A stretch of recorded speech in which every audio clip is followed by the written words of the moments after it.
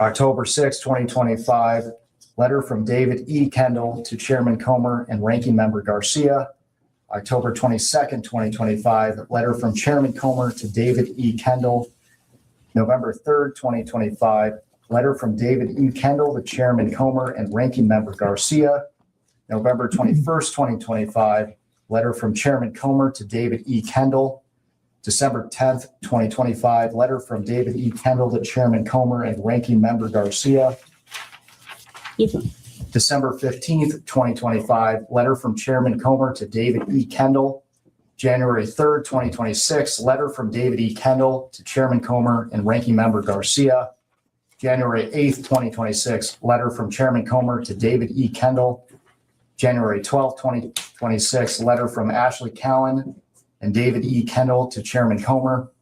January 13th, 2026, letter from William J. Clinton and Secretary 8 Hillary R. Clinton to Chairman Comer, encompassing attached declarations under the penalty of perjury of both President Clinton and Secretary Clinton.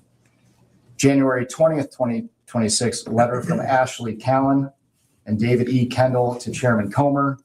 January 31st, 2026, letter from Ashley Cowan and Catherine M. Turner to Chairman Comer.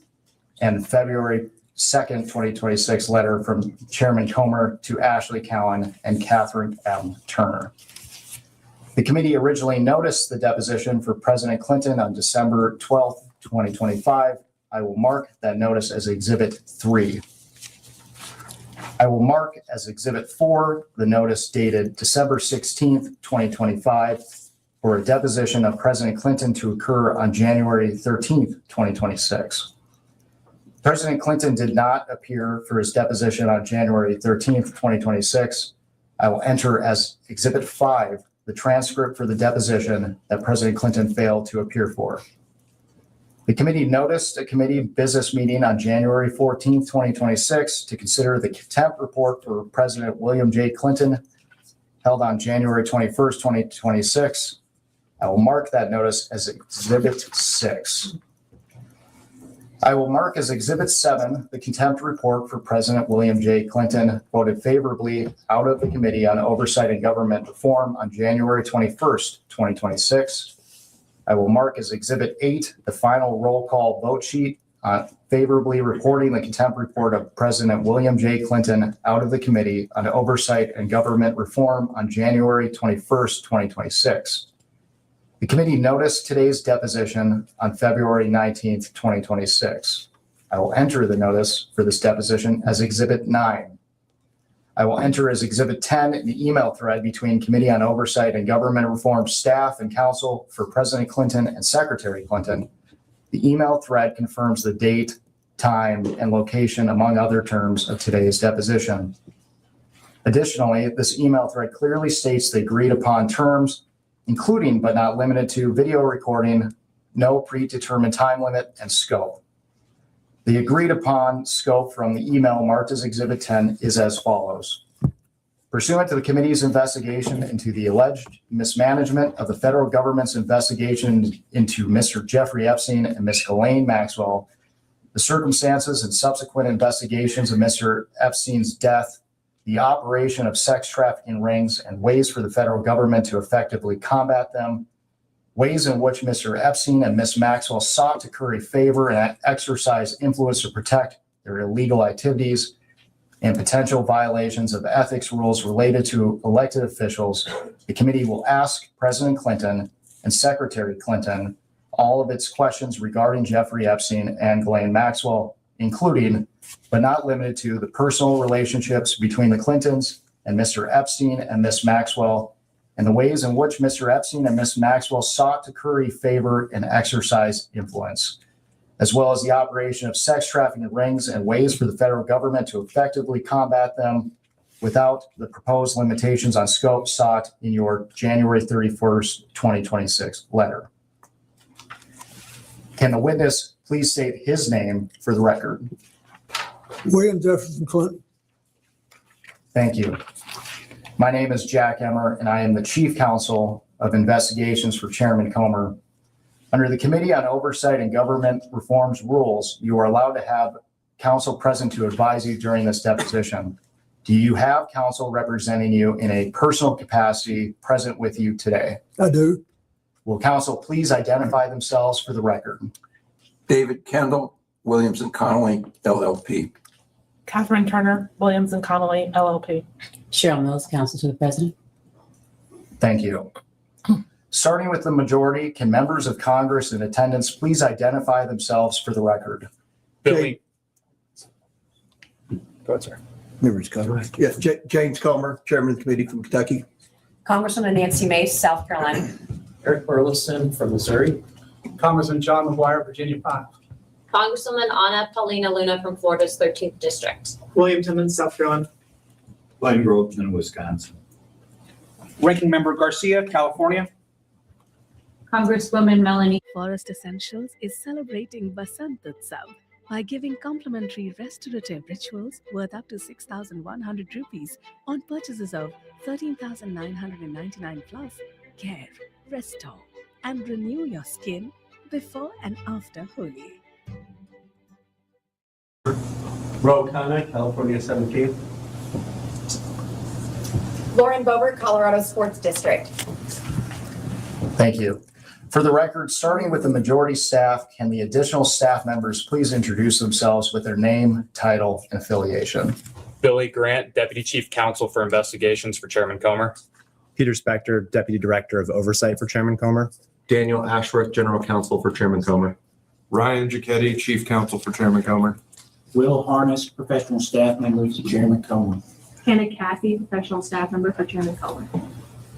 Melvin Soto, Noodle Director for Chairman Comer. Olson Tolan, Counsel for Chairman Comer. Emily Feyerabend, Counsel for Chairman Comer. Mark Moran, Staff Director for Chairman Comer. Austin Hacker, Communications Director, Chairman Comer. Ashley Ginger, Deputy Staff Director for Chairman Comer.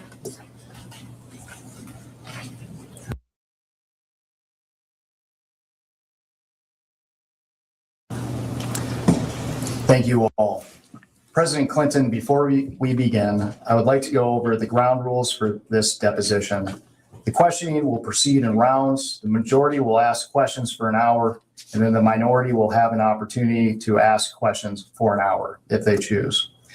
To the extent members have questions for the witness, they will be propounded during their side's respective rounds. The clock will stop if you need to confer with counsel. Your counsel is speaking, and when members or staff are speaking during the opposing side's rounds of questions. We will alternate back and forth until there are no more questions. Do you understand? Yes. There's a court reporter taking down everything I say and everything you say to make a written record of the interview. For the record to be clear, please wait until the staffer questioning you finishes each question before you begin your answer, and the staffer will wait until you finish your response before proceeding to the next question. Further, to ensure the court reporter can properly record this deposition, please speak clearly, concisely, and slowly. Also, the court reporter cannot record nonverbal answers such as nodding or shaking your head, so it is important that you answer each question with an audible verbal answer. Do you understand? I do. Exhibits may be entered into the record. Majority exhibits will be identified numerically. Minority exhibits will be identified alphabetically. Do you understand? Yes. We want you to answer our questions in the most complete and truthful manner possible, so we will take our time. If you have any questions or do not fully understand the question, please let us know. We will attempt to clarify, add context to, or rephrase our questions. If we ask about specific conversations or events in the past, and you are unable to recall the exact words or details, you should testify to the substance of those conversations or events to the best of your recollection. If you recall only a part of a conversation or event, you should give us your best recollection of those events or parts of conversations that you do recall. Do you understand? Yes. You are required by law to answer questions from Congress truthfully. This also applies to questions posed by congressional staff in this deposition. Do you understand? Yes. If at any time you knowingly make false statements, you could be subject to criminal prosecution, including but not limited to perjury. Do you understand? Yes. This includes both knowingly providing false testimony, but also stating that you do not recall or remember something when in fact you do. Do you understand? Yes. Furthermore, you cannot tell half-truths or exclude information necessary to make statements accurate. You are required to provide all information that would make your response truthful. A deliberate failure to disclose information can constitute a false statement. Do you understand? I do. Is there any reason you are unable to provide truthful testimony in today's interview? I don't believe so. Please note that if you wish to assert a privilege over any statement today, that assertion must comply with the rules of the Committee on Oversight and Government Reform. Pursuant to that, Committee Rule 16C1 states, for the chair to consider assertions of privilege over testimony or statements, witnesses or entities must clearly state the specific privilege being asserted and the reason for the assertion on or before the scheduled date of testimony or appearance. For the purposes of this deposition, objections must be stated concisely and in a non-argumentative or non-suggestive manner. If the witness refuses to answer a question to preserve a privilege, the committee may seek a ruling from the chair. If the chair overrules any such objection, the witness shall be ordered to answer. If the witness continues to refuse to answer a question despite being ordered to do so, the witness may be subject to sanction. Do you understand? Yes. Ordinarily, we take a 5-minute break at the end of each hour of questioning, but if you need a longer break or a break before that, please let us know and we will be happy to accommodate. However, to the extent that there is a pending question, we would ask that you finish answering the question before we take a break. Do you understand? Yes. Finally, I will note for everyone here today that the contents of what we discuss in the deposition today is confidential under the House deposition regulation. Under the rules, the chairman and ranking member shall consult before any release of testimony or transcripts, including portions thereof. This means it is a violation of House and committee rules to disclose the contents of the deposition prior to its official release. For this reason, the marked exhibits that we will use today will remain with the court reporter so that they can go into the official transcript, and any copies of those exhibits will be kept at the table or returned to us when we wrap up. Can the reporter please swear in the witness? Raise your right hand, please. Do you solemnly declare and affirm under the penalty of perjury that the testimony you're about to give will be the truth, the whole truth, and nothing but the truth? I do. Do you have any questions before we begin? No. I have a comment before we begin, please. Mr. Chairman, I want to start out by saying, as you know, yesterday there was a photo released, and I appreciate you assuring and admonishing the committee and all of us of our obligations. Obviously, we want to ensure that that doesn't happen again. We've obviously experienced a number of deep fakes that have now been circulating on the web, not because of anything that the committee did, but because of the release of this particular photograph. And for that reason, I would ask two things. One, a reminder to all that the obligation to maintain what is occurring in this room occurs. And two, a release of the video of the secretary's testimony as soon as possible, ideally today, which was in 24 hours, and the same for the president, so that there are not deep fakes that are representing what is happening here when they actually have not. Yeah. And let me say, yesterday, that was an unfortunate situation. We had probably two things that shouldn't have happened. The release of the photo, as well as a Democrat member communicating with the New York Times. So I will again remind everyone to refrain from sending pictures or texting with media outlets outside. Melvin is our videographer, and we're getting he's doing this today as well as producing the video. So we'll get them out hopefully as soon as possible, hopefully within the next 24 hours. Thank you very much, Mr. Chairman. I appreciate that. Nothing more. Mr. President, do you wish to provide an opening statement? I do. It's brief. First of all, good morning and welcome to all of you to our hometown. I appreciate you coming here. I'm here today basically for two reasons. First of all, I love my country and the Constitution, And I believe America was built on the idea that no one is above the law, especially presidents, and that we should all live by the same set of rules shaped by the Constitution. Democracy requires every person to play their part, and I hope that by being here today, we can bring ourselves a little further away from the brink and back to being a country where we can disagree civilly and search for the truth and justice, and that outweighs the partisan urge for spectacle and point scoring. I will do my part, and I hope you'll do yours. The second reason I'm here is that the girls and women whose lives Jeffrey Epstein destroyed deserve not just justice, but healing. They've been waiting too long for both. Through my brief acquaintance with Jeffrey Epstein, though it ended years before his crimes came to light, and though I never witnessed during our limited interactions any indication of what was going on, I'm here to offer what little I know so I can do my part to prevent something like this from happening again. I have to just say one personal thing.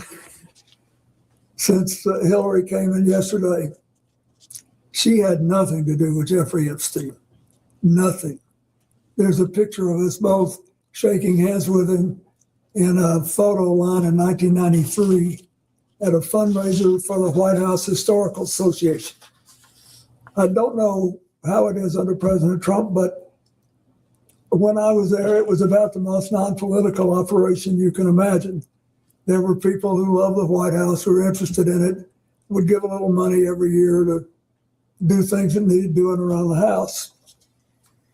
And nothing nearly as extravagant as the ballroom or any of that, just things that had to be done. And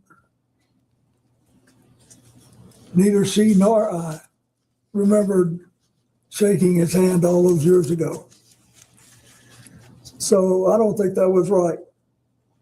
On the other hand, I do think you should be talking to me. I think you should have called me. I did take those plane trips with him, and you have a right to ask those questions. So I'm glad to be here, and I understand what the oath is. I have to be honest with you. You know, I'll be 80 years old if I live to my next birthday. I don't remember everything that happened 24 years ago, but I do remember some things, and I will tell you what I remember as best I can. We, each of us, owe the victims nothing less than the truth and accuracy. We owe that to the American people. And I actually hope that you will be able to come up with some suggestions that will reduce human trafficking and especially focus on underage girls. I hope you'll be able to do that. I know that Hillary talked a little yesterday about what the State Department does and what she pushed on human trafficking and girls. And when she was Secretary of State, we had to deal with it. And in my foundation, I saw it in Nigeria when Boko Haram was rampaging through the north of Nigeria. And we were working there trying to stop deaths from diarrhea for young children. And it was interesting. These guys were cold and calculated. They said, oh, you don't have to leave because the kids you're helping are younger than the ones we want. They have to be about 9 before they're worth anything to us. So this is really important. And I will do what I can to make whatever contribution I can. Thank you. Thank you. The time reads 11:28, and the majority's time will begin now.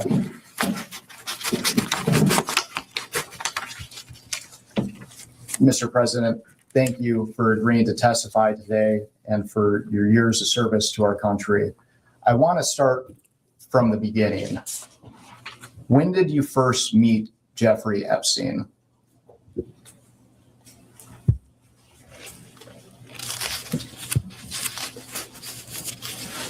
Well, I will try in this testimony, and I will point it out when I'm aware there's a picture or something that predates this. There's a picture that shows him shaking hands in the White House Historical Association reception. That was in 1993, but I'm not aware of that. I first remember meeting him when I got on his airplane to take the first trip with my foundation in, I think, 2002, whenever it was. But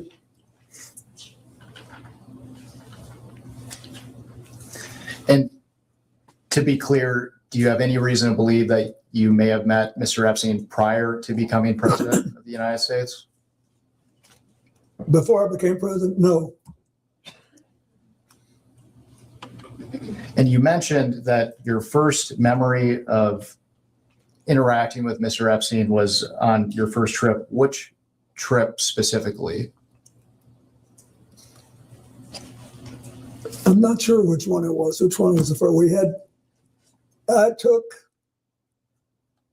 all or parts of 4 or 5 trips to Asia and Africa and one to Northern Europe on Mr. Epstein's airplane. And once when I was in Florida, I was offered a ride back to New York, but I wasn't there having it. It was just coincidental that he was there. And I think that was fairly early in the process, but I don't remember exactly. I just know that I did. I took one flight back from Florida to New York, and all are part of several other, I think 4 or 5 trips to Africa, Asia, and one to Northern Europe. And I want to make sure the record is clear. Is it your testimony today that you have no independent recollection whatsoever of the circumstances of when you first met Mr. Epstein? Objection asked and answered. You can answer again. Yes, I do have a recollection of when I remember meeting him before this trip. I mean, on this trip when I took his plane.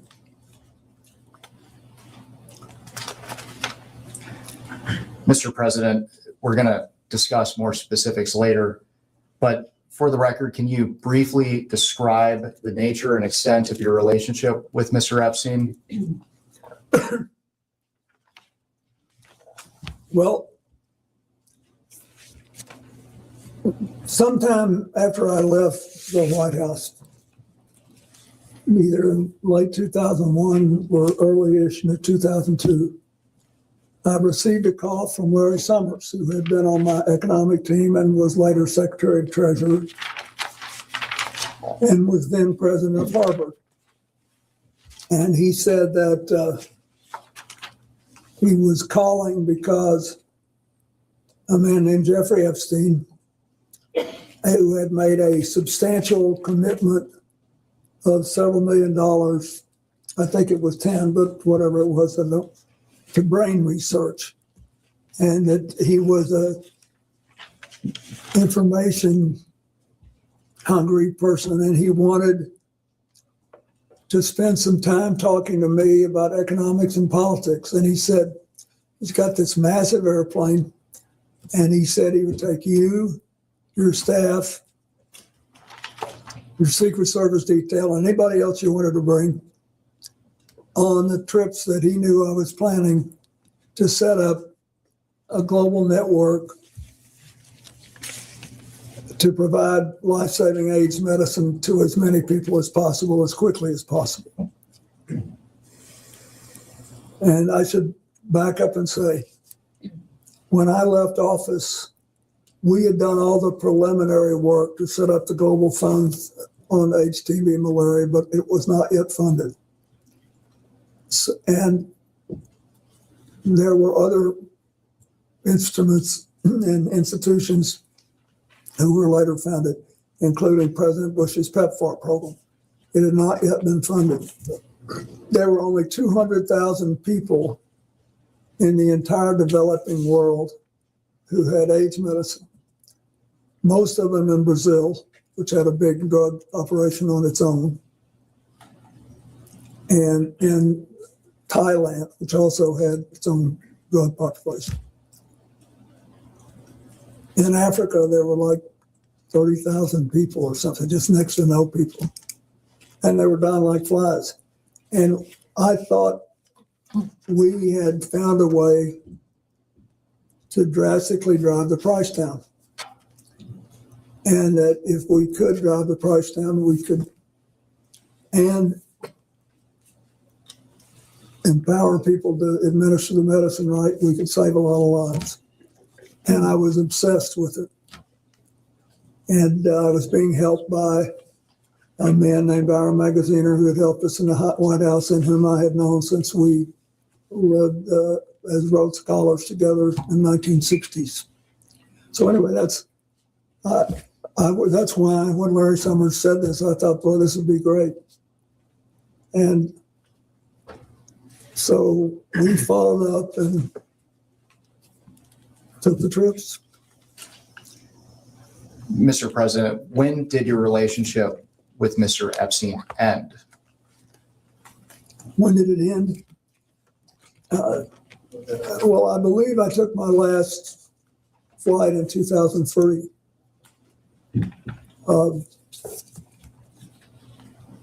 Now, later I became aware of some involvement he had in the first Clinton Global Initiative, but it was much later. I probably shouldn't share this, but most people are going to walk into 2026 still asking AI random questions like it's Google. Here's what the smart ones are doing instead. Watch this. Stop. Please stop using ChatGPT like it's Google. Get AI certified in 28 days and you won't recognize yourself. So I'm over 42 and I just got AI certified in less than a month.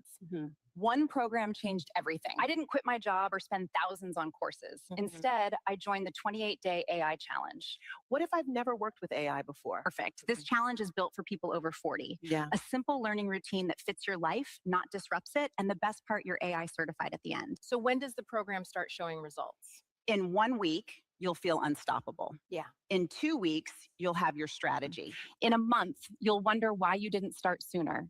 Tap the screen to join us.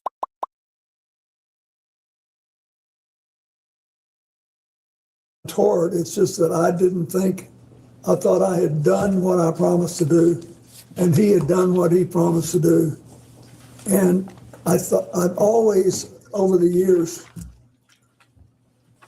with these donors, tried not to overstay my welcome. I thought that we'd done enough, and then it's time to start working with other people.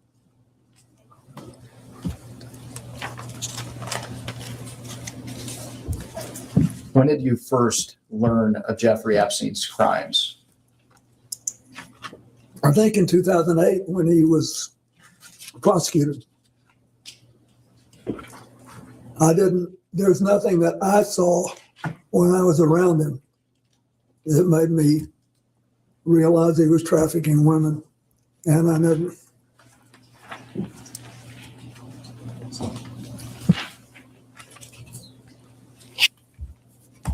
Let's talk about Ghislaine Maxwell. When did you first meet Ghislaine Maxwell? I believe I first met her with him when she was working with him. And what did you understand, Miss Maxwell, and what did you understand her relationship to be with Mr. Epstein? I thought she was sort of his chief of staff or administrator.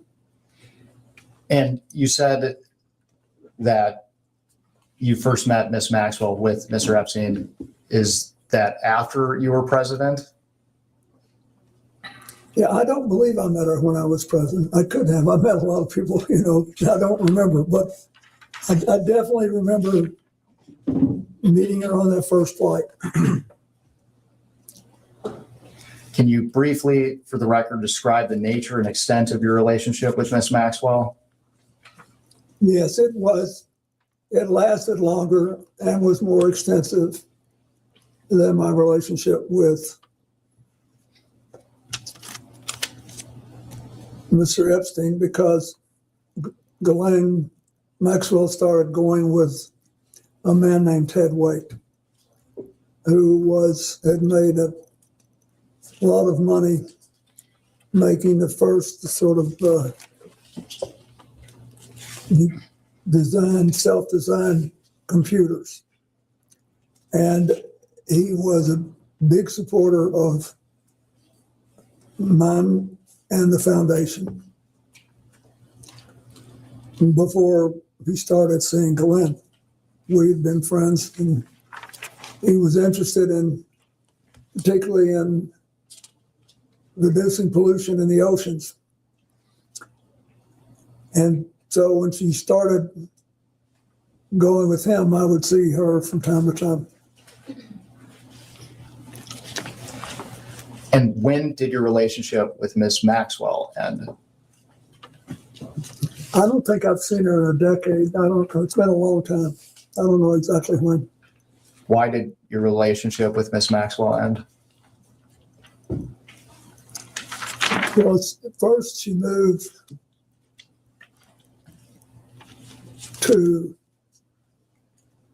Boston, I think. She had a relationship with a man there, and I think they may have married. And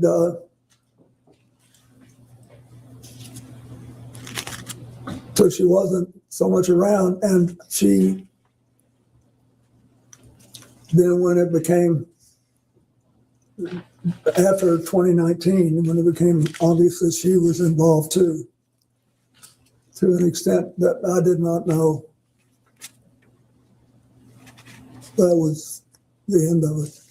And I want to make sure the record is clear. You mentioned that your relationship with Ms. Maxwell was more extensive than that of Mr. Epstein. Well, it lasted longer, yeah. Okay. When do you have any recollection of what year it would have ended? No, but when she was with Ted Waite, she was when we were kicking off CGI. She was very interested in that, and she participated. But I don't remember, I don't know, it's been 10, 12 years since I saw her. I don't remember when the last time was. Thank you. I'm going to ask you some baseline questions regarding who you communicated with and about what. If you don't recall specifics, but do recall you communicated with them, you should answer yes, but say you do not recall specifics. Okay. Counsel, can I just ask, if you're going down a list, your question is, did he communicate with the person, yes or no? And then you'll come back if he says yes to ask further. Yes. Thank you. And I will finish the prompt here too. So the question, Mr. President, have you ever communicated with any of the following people regarding Mr. Jeffrey Epstein or Ms. Ghislaine Maxwell? And for now, you can say yes or no, and we will come back to discuss each one. And this is to the best of his recollection, yeah? Correct. Okay, thanks. Okay. First, Richard Kahn. Richard who? Kahn. T-O-D-D? K-A-H-N. I don't know who that is. Darren Indyke. Indyke? Correct. I don't know who that is. Sarah Kellen. I don't know who that is. Huma Abedin. Yes. Excuse me, Mr. President, the question is, as I understand it, name the people you communicated to about Epstein and Maxwell. Oh, obviously I know Huma very well. I don't remember any specific conversations we ever had about Epstein and Maxwell. Noam Chomsky. No. Mr. Chomsky wasn't a big fan of mine. He thought I was too conservative. Leslie Groff. Leslie who? Groff. I'm sorry, I don't know who that is. Nadia Marcinkova, I don't know who that is. Jean-Luc Brunel, I don't know who that is. I don't believe. Alan Dershowitz. I know him. And I'm not aware that we ever talked about Epstein or Ghislaine, Maxwell. I don't believe we did. Reid Hoffman. I know Reid Hoffman, but he never talked to me about Mr. Epstein or Miss Maxwell. Karina Shuliak. I don't believe I know who that is. I don't think I've ever met that person. Woody Allen. I do know who he is, but I don't think I ever met him, and I never talked to him about Epstein or Maxwell. Sandy Berger. Sandy Berger was my national security advisor, and we were very close personally, but he's been dead for several years. And I don't think I ever talked to him about either one of those people. Jess Staley. Jess Staley? Correct. No. Paul Morris. I don't believe I know him. LED Rothschild. Who Rothschild? LED Rothschild. LED? Mm-hmm. I know Evelyn Rothschild. Is that who it is? No, and I have other Rothschilds on this list as well. I'm not sure who LED Rothschild is. I've met a bunch of them when I spoke at the funeral for Evelyn Rothschild. And I have met some of the others, one couple in France once 20 years ago, but I don't remember him. Okay. Lynn Forrester Rothschild. Yes, I know her, but I don't remember ever discussing Jeffrey Epstein or Ghislaine Maxwell with her. Glenn Dubin. I don't believe I know him. Eva Anderson. I don't believe I know her. Casey Wasserman. I know him. And he was on a trip to Africa with me. But I don't recall ever discussing either Ghislaine Maxwell or Jeffrey Epstein with him.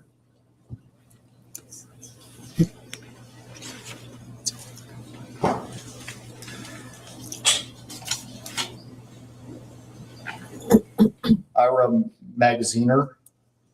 Yes, I think I mentioned him earlier. He was the person who basically helped me start the AIDS program, and he ran the Clinton Health Access Initiative for many years. He retired a couple of years ago, a few years ago. But I don't remember ever discussing either Epstein or Rothschild with him. Or Maxwell with him. Karen Ewing. No. Stacy Plaskett. Stacy Plaskett is the member of Congress from the Virgin Islands, isn't she? Correct. I know her. But I don't recall ever discussing Epstein or Maxwell. Howard Lutnick. Howard Lutnick is the Secretary of Commerce. Right? Correct. I know him and from 9/11, and because Hillary worked with his company and helped him to get going again. But, and I know he's now President Trump's Secretary of Commerce, but I don't remember ever having any conversation with him about Jeffrey Epstein or Ghislaine Maxwell. Doug Band. And he worked for me for years. And I know that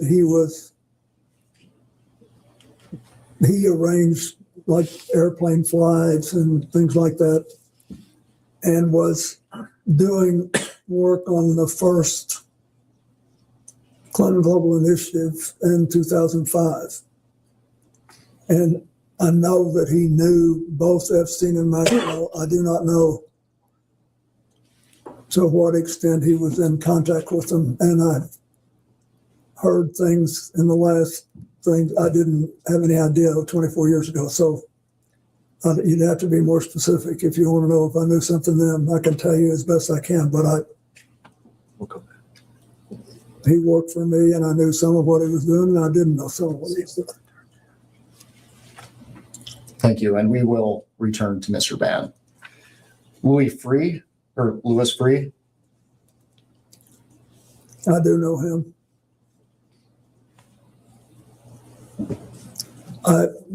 To the best of my knowledge, I didn't have any conversations with him about anything practically, but I certainly didn't talk to him about this. Robert Rubin. Bob Rubin was Larry Summers' predecessor as Treasury Secretary and the first director of the National Economic Council. But I don't even know if he knew Jeffrey Epstein or Ghislaine Maxwell. I had no conversation with him about it. And for now, Mr. President, you can answer yes or no. Okay. And the yes or no is intended to convey whether or not you had a conversation about Ghislaine Maxwell or Jeffrey Epstein. Correct. So the answer to Rubin is no. Larry Summers. Yes. Pete Rathgeb. Read who? Rathgeb. Rathko. R-A-T-H-K-O? R-A-T-H-G-E. Oh, Rathko. I don't recall that name. John Podesta. I don't believe I ever had a talk with John about it. I did stay in touch with John Podesta after I left the White House. And I consider him a friend, but I don't believe we ever discussed Epstein or Maxwell. Andrew Friendly.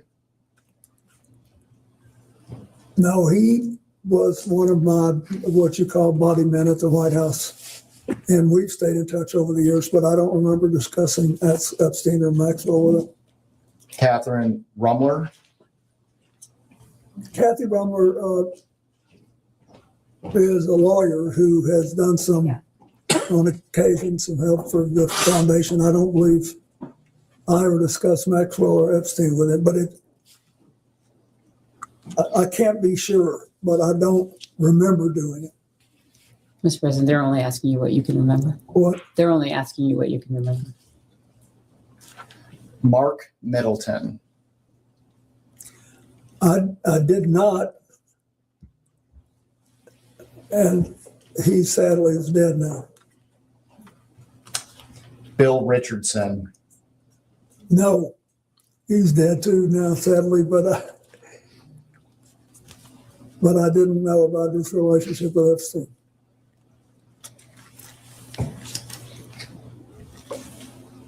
George Mitchell. No. Bill Gates. No. Leon Black. No. Ayud Barak. No. Tony Blair. No. Andrew Mountbatten Windsor. I knew that he knew, at some point I knew that he knew Ghislaine Maxwell. But I did not know, I don't think that he knew Epstein.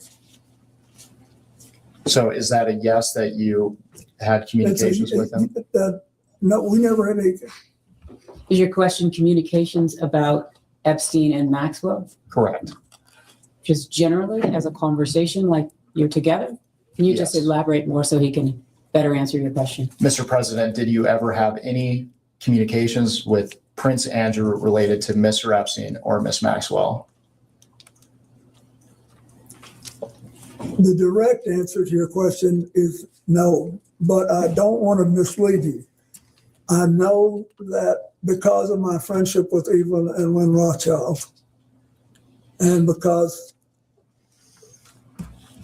the former prince was around them, and they knew Ghislaine Maxwell from Britain, and through her father, her late father. There may have been some conversation there. I don't remember it, but I don't want to mislead you. I knew something that. Thank you. Your question, because it's so broad, means that any social engagement that you might have would be captured. Yeah, So I I think didn't- what he's trying to distinguish between is what you're trying to learn and just social engagement. Yes. If I had a social engagement with Andrew, Related to Mr. Epstein? not related to him, Maxwell. no, Thank you. Peter Mandelson, no, Mohammed bin Salman, no, Larry Page, no, Sergey Brin. no. So let's talk about Larry Summers. You mentioned that you had communications with him related to Maxwell and Epstein. What were the nature of those? For the record, he said with Epstein, just to Just clarify. Epstein. Just Epstein. Thank you. You mentioned that you had communications with Larry Summers related to Mr. Epstein. Can you describe the nature of those communications? Yes. As I said before, he called me on the phone. He knew what I was trying to do with this AIDS work and how important it was to me. And he said he had just talked to Jeffrey Epstein, who he's described as a successful investment advisor who made a lot of money and had made a large commitment to Harvard to brain research. And he said he wants to talk to you about politics and economics. And he says if you will take an hour on the longer legs of these trips he knows you're going to make to Africa and Asia to talk to him about it, that he will fly you on his airplane and your staff and your Secret Service detail and any other people you want to take who are supporting your work.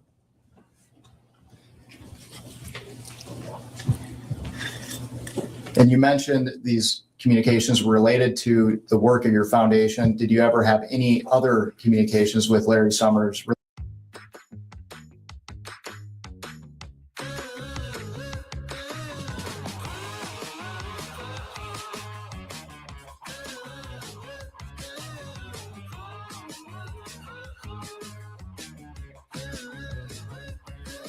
Have you ever been contacted by any law enforcement agency concerning Jeffrey Epstein or Ghislaine Maxwell?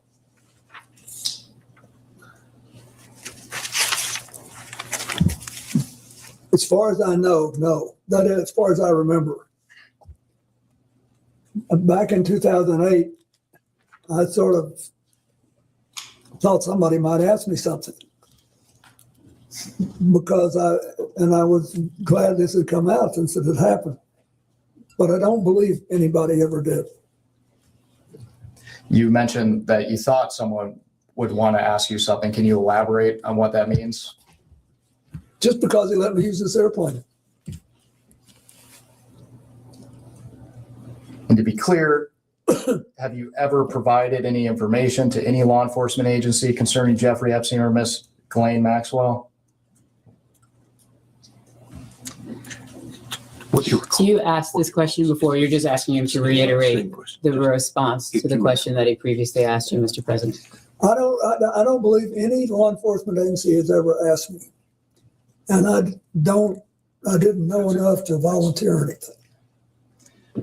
Mr. President, are you aware of any efforts by anyone, including an attorney, process server, investigator, or any other person to contact you regarding any civil lawsuit, claim, or litigation involving Jeffrey Epstein or Ghislaine Maxwell?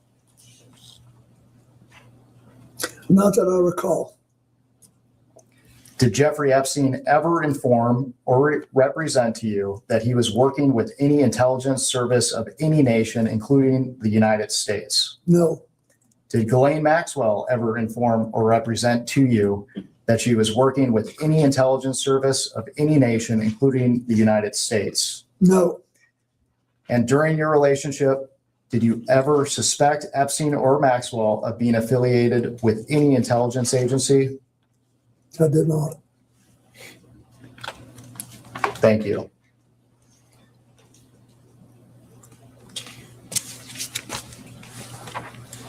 I want to talk about your time in the White House. I realize that you have testified, your recollection is limited, but did Mr. Epstein ever visit the White House while you were president? Objection, asked and answered.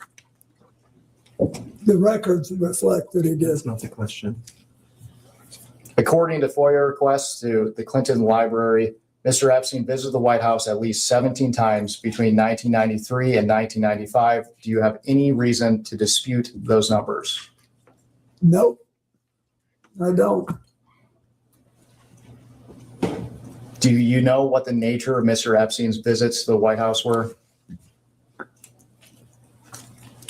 Are you asking what he knew in preparation for today? Can you clarify what you are seeking to learn? First of all, at the time, I had no idea he was coming and going. Huge numbers of people come and go in the White House. A lot of them come well over once, especially if they're lobbyists, for example. But I didn't know he was coming, so I certainly didn't know what he was coming about.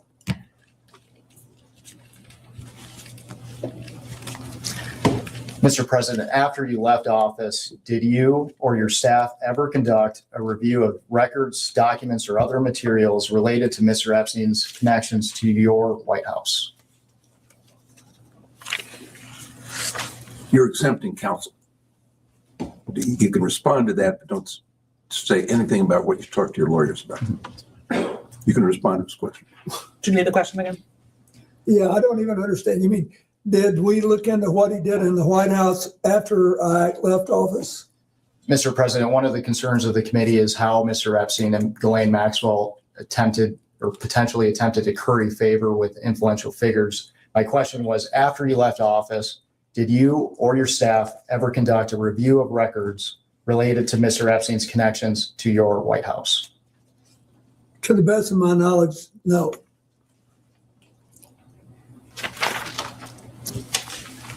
At this time, I would like to introduce what will be marked as Majority Exhibit 11.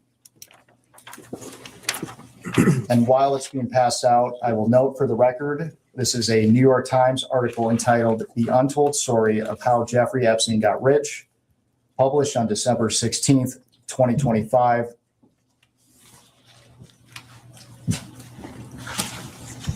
And when you receive the article, I want to direct your attention to the last paragraph of page 31. The last paragraph of which page? 31. And when you are ready, I will also read it into the record.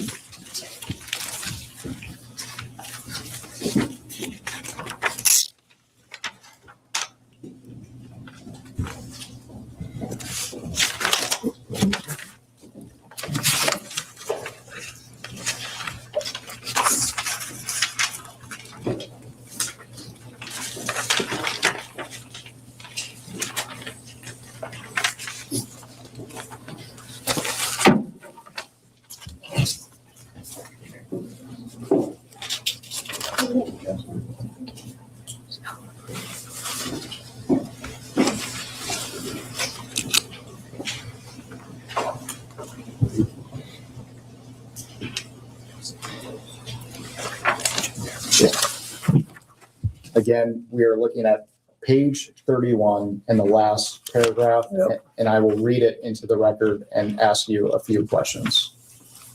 Please give him a moment to read his.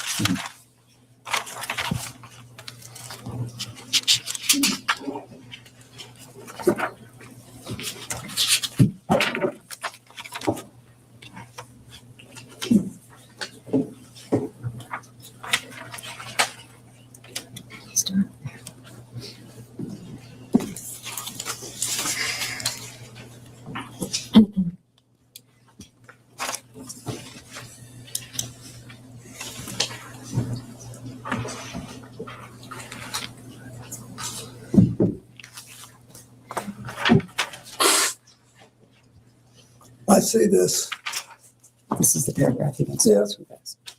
Mr. President, the article reads, by 1995, Clinton and Epstein were sufficiently chummy that he wrote a get well soon note to Epstein's ailing mother.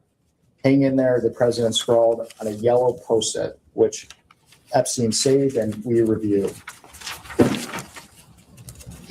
Mr. President, did you write this note?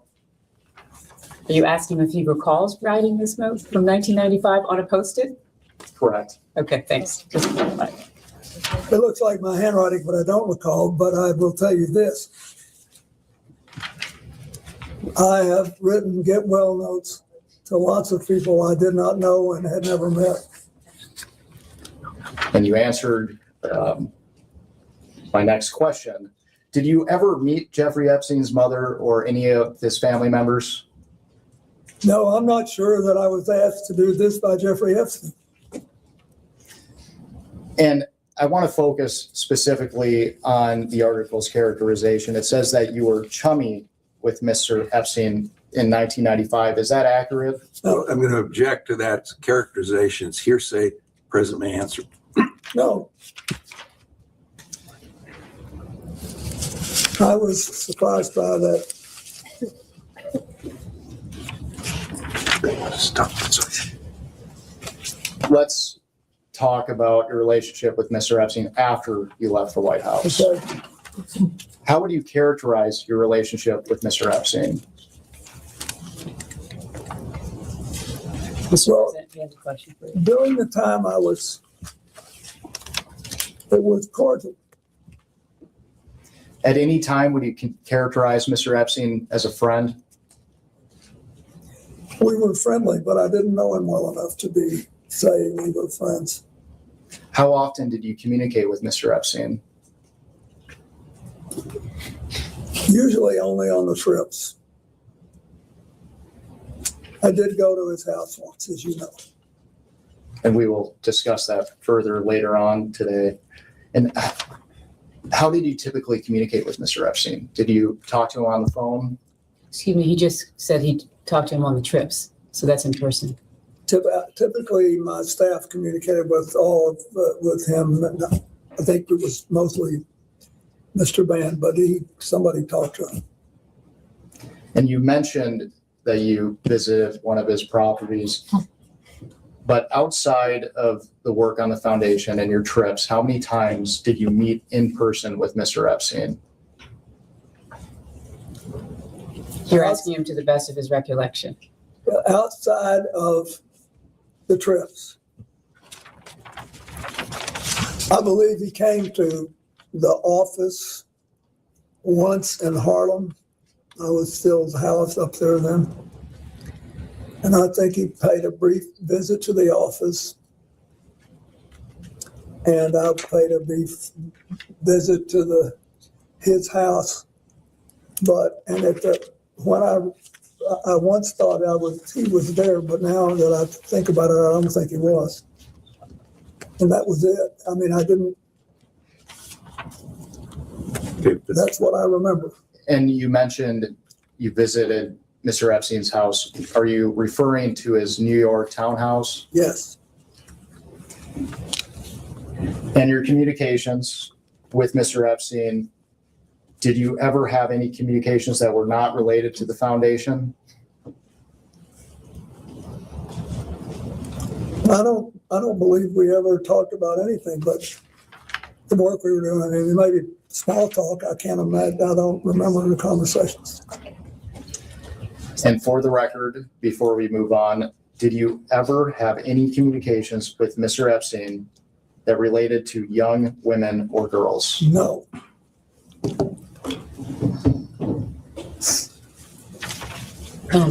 Excuse me. Do you have your fantastic? Thank you very much.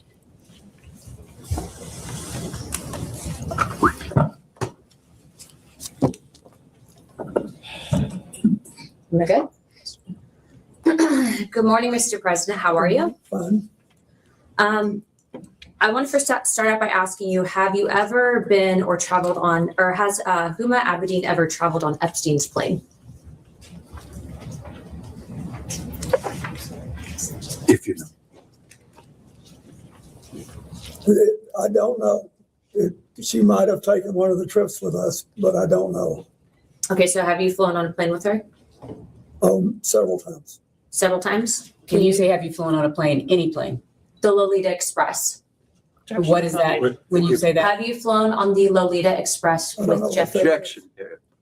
I don't know what that is. Have you flown on Jeffrey Epstein's plane with Huma Abedin? Ask and answer. You may answer again. I don't remember, but I have phone. She's been sort of a part of our family for a very long time. So when I went to the Middle East, which I don't think I ever took a plane ride with Jeffrey Epstein, but she would typically go when I did. So have you traveled with both of them together? Excuse me, both of whom, Congressman? Of course. Have you traveled with Jeffrey Epstein and Huma Abedin together? I do not know. Okay, thank you. If the staff can please pass out EFTA 0021628 and the rest of the documents I have them print regarding passports to the president and council. This will be Exhibit 12. Thank you.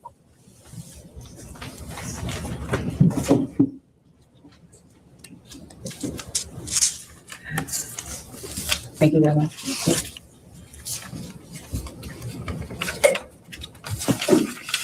So, Mr. President, if you look at the passport page, at the bottom of the document should show the EFTA number. It's 000021628. yeah, There's a name on there. Would you be able to read that name to me? Can you read the name? Excuse me, Congressman, Yes. will you You ask can me read if the you've ever seen the document before? Yes. Well, this is evidence, and so I wanted to ask him specifically. So it's from the DOJ document release, right? I understand, but he may not have seen it, or he may have seen it. no, I've never seen it, but it looks like a passport. Okay. Can you tell me the name that's listed on the passport? Excuse me, he's never seen this document. Would you just read the name, please? Yes. The name is Marius Robert. Marius Robert, yeah, Are you familiar with that name at all? no. Okay. Would you be able to identify the individual in the photo? It looks like Jeffrey Epstein. Okay. The reason I ask you about this specifically is because I do believe that Jeffrey Epstein was an intelligence operative. And so this was a passport that was actually entered in and released by the Department of Justice, but this was an FBI filing. It was found in his safe, if you will. So it's an alias. So the reason I ask you that is because given your nature and position, I'm wondering if you were essentially targeted by a honeypot operation and or by intelligence to gather information. So that's why I asked you that question. Well, if it was a honey- Mr. President, there's not a question pending. I have, is there a question? No. You can ask a question. Well, I'll be getting to more, but that's the reason I asked that. Okay, my next question for you is, have you ever had contact with an individual by the name of Shantae Davies? I believe Shantae, that's a distinctive name, and so I think that was the name of one of his flight attendants. Okay. She's been described on being on a 2002 Africa trip and providing massages. Was she or any other young female on that trip underage at that time? Not that I'm aware of. Okay. Did you ever receive a massage or have physical contact from her or anyone else on that trip? You've seen the pictures. There was one time when I was sitting up and I got a back rub, a neck rub. Okay. And I think Shantae did it, but I'm not sure. Okay. Did you ever visit Epstein's Little St. James Island? No. We have Virginia Guffrey, who has testified seeing you on the island with two young girls. Did this occur at all? Okay. Why do you think she would have made that claim? Objection, speculation. He can't possibly. Have you ever met her or any other Epstein associated underage girl? Not to my knowledge.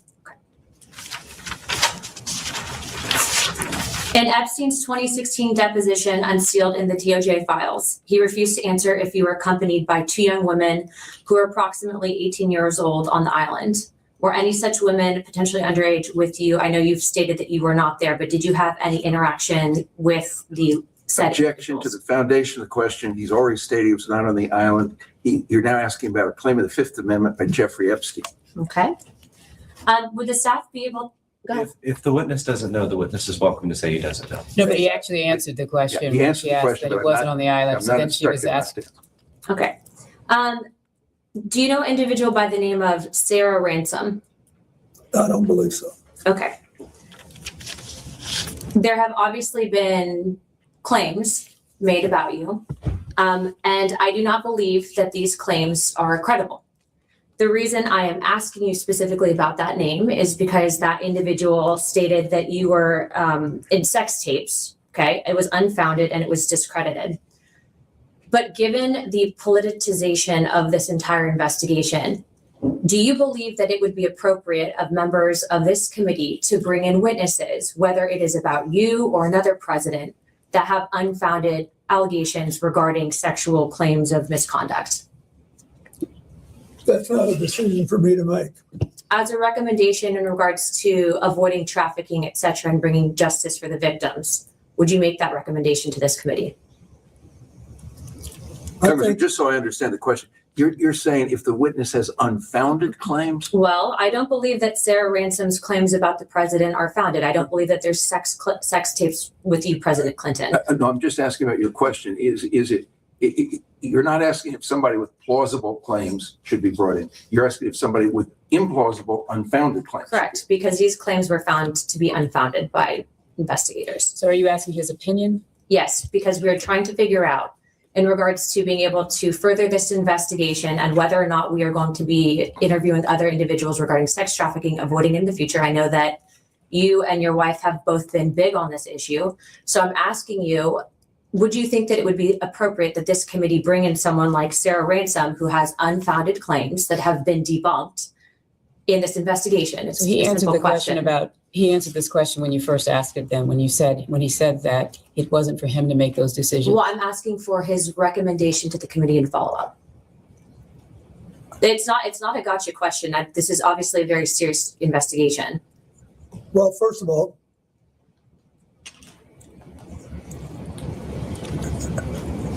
I recommend that you have on your staff the prosecutor who's had a lot of experience in this, dealing with these cases.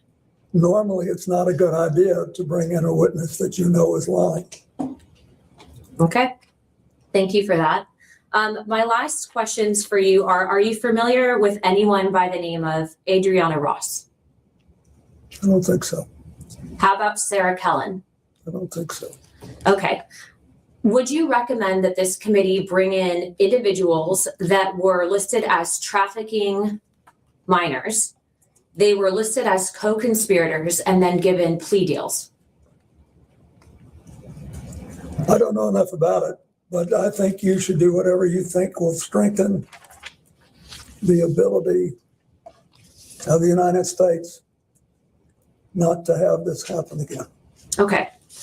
Is it possible, and in your opinion, that you and or your wife were targeted as a means of an intelligence gathering operation? Object the by form of the Jeffrey Epstein and question. Ghislaine Maxwell? Object the form of the question. No objection to if he knows that they were targeted.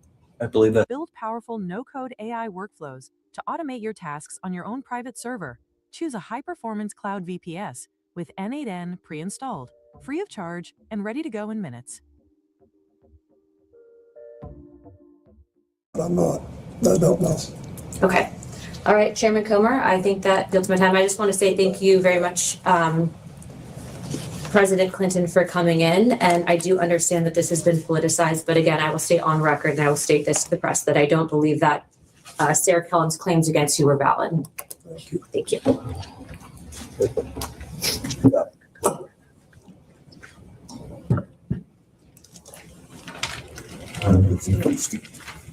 Mr. President, before we left off, I asked you to characterize your relationship with Mr. Epstein. I asked you if you considered him to be a friend. You said you did not. Is that right?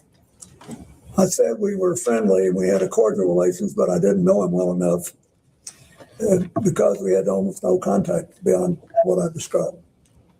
At this time, I'd like to introduce what will be marked as Majority Exhibit 13. And this is base marked House Oversight 000126.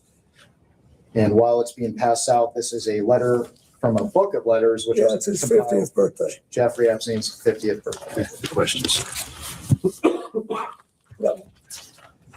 Mr. President, do you recognize I this do. letter? And for the record, does this appear to be your handwriting and signature? It is. And why did you write this letter? Why did I? Because I was requested to contribute a nice letter for his birthday book. And who asked you to write the letter? I don't remember. Would Miss Maxwell have I asked you? don't know. I think someone on my staff asked me. Now, there's a word that our committee has not been able to identify, and in our defense, the Wall Street Journal has not been able to identify. Imagine being on his staff. Can you please read the letter for the record? Yes.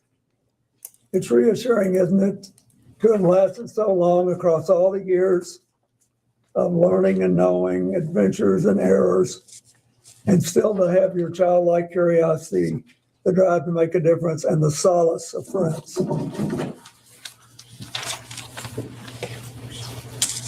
Not a bad letter.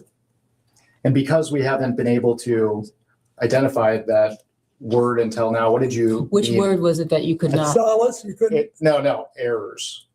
errors. What did I mean? Anybody who's lived 50 years and done anything has made mistakes as well as progress and done things.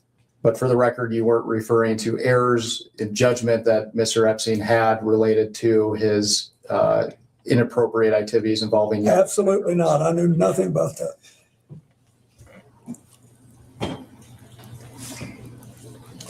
Did you ever see the birthday book compiled together? I don't think so. And you mentioned previously you were friendly with Mr. Epstein. Did you typically send birthday wishes to individuals that you didn't consider to be friends, though? No, I send out literally hundreds and hundreds of birthday letters every year to people that have been my friends. But if somebody's doing a special, I've sent birthday letters of congratulations to people I've met 2 or 3 times for their 70th birthday, their 80th birthday, their, 50th wedding anniversary. I do it. And I told you, I thought Epstein was interesting and curious. So I wrote a letter that I thought reflected that. Can you elaborate on what made him interesting and curious? No more than I've already said. At this time, I'd like to introduce what will be marked as Majority Exhibit 14. And while it's being handed out, this is an article published by the New York Times on August 5th, 2025, entitled "A Look Inside Epstein's Manhattan Lair." And once you receive the article, I will just direct your attention to page 10. Where is that? No, they haven't brought it yet.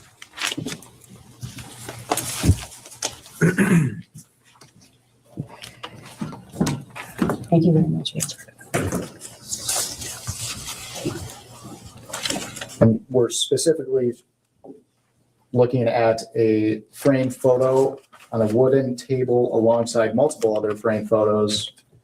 And we're focusing on the photo in the middle, which appears to have a golden frame. Where is that? I think 2 more pages. Right there.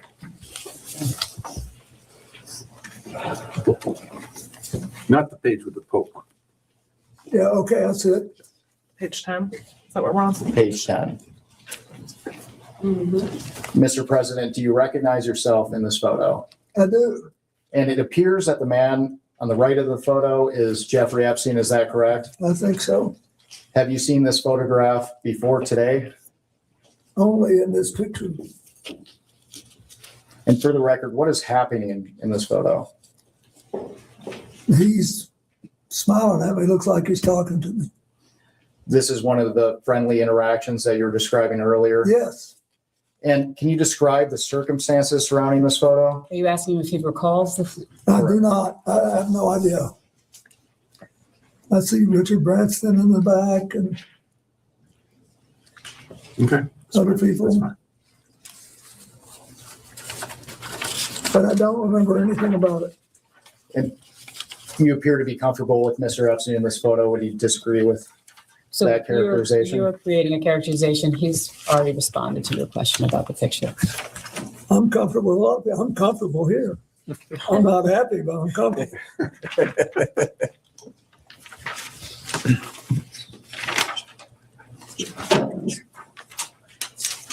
And my conscience is clear. That helps.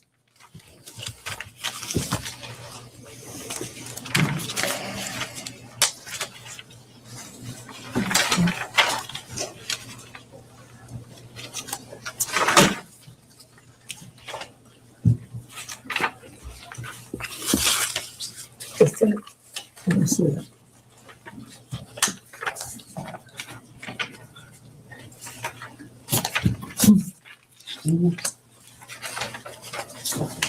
Okay.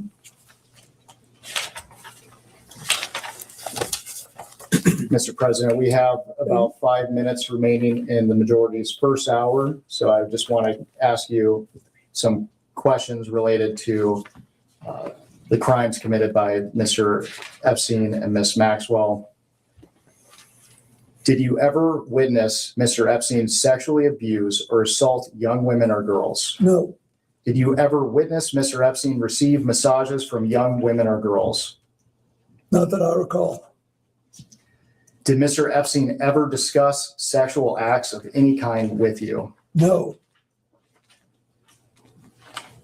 Did you ever have any sexual contact with young women or girls in the presence of Epstein or Maxwell?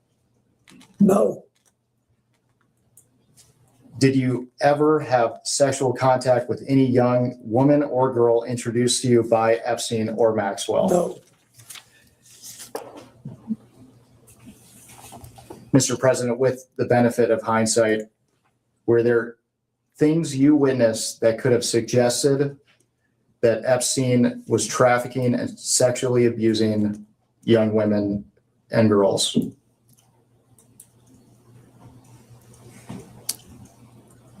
I do not believe so.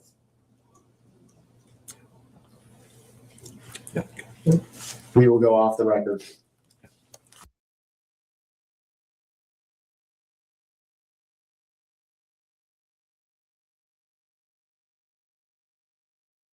We can go back on the record. Mr. President, good morning. Good morning. My name is, and I'll be doing most of the questioning for the minority today. First, I want to thank you for your long and distinguished service to this country. I also want to thank you for your time today. We appreciate it. Before we get to questions, I'd like to take a few minutes and highlight some context that we think is relevant for today's conversation. President Trump had a long-standing personal relationship with Jeffrey Epstein. That is not a secret. It is well documented, and I think the public and everyone in Congress understands that at this point. President Trump does not like talking about his long-standing personal relationship with Jeffrey Epstein. I think we've all seen that as well. On November 12th of last year, Oversight Committee Democrats released emails that were obtained from the estate of Jeffrey Epstein. In one email from 2011, Epstein said to Ghislaine Maxwell that President Trump was, quote, that dog that hasn't barked, and that an unnamed victim, quote, spent hours at my house with him. In another email from 2019, Epstein wrote that, quote, of course, he, referring to President Trump, knew about the girls as he asked Ghislaine to stop. I'd like to enter as Minority Exhibit A, Oversight Democrats press release from November 12th, 2025, titled House Oversight Committee Releases Jeffrey Epstein Email Correspondence Raising Questions About White House Cover-Up of Epstein Files. And that includes both the emails that I just mentioned. There was a fair amount of public attention on those emails, and 2 days later, President Trump asked the Department of Justice to investigate Epstein's relationships with yourself, Larry Summers, Reid Hoffman, and JP Morgan Chase. You are, of course, a former Democratic president of the United States. Notably, President Trump did not include any Republicans in his demands. Later that day, Attorney General Pam Bondi posted on social media that the U.S. Attorney for the Southern District of New York would comply with President Trump's directive and take the lead on the investigation. I would like to enter as Minority Exhibit B, Attorney General Bondi's post on X, which also includes President Trump's post on Truth Social. It is well understood that you had a personal relationship with Mr. Epstein, and we will talk about that today, but the events I just described color our perspective on the conversation. It appears as if you and other Democratic figures have been targeted by President Donald Trump in an attempt to distract the American people from his own longstanding relationship with Jeffrey Epstein. And if that were true, it would not be the first time that President Trump has targeted his political enemies under the guise of law enforcement. This deposition is occurring in the context of unprecedented weaponization of the Department of Justice by Donald Trump. You may have a perspective on this of your own, so before we get started, I just want to give you the opportunity to share any thoughts you might have on that subject.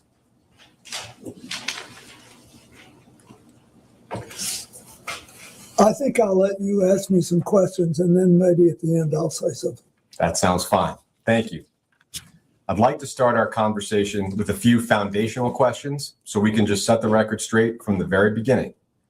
With respect to your relationship with Mr. Epstein, did you ever, at any point during your interactions with Jeffrey Epstein, know about the sexual abuse that he was committing against minors and young women? No.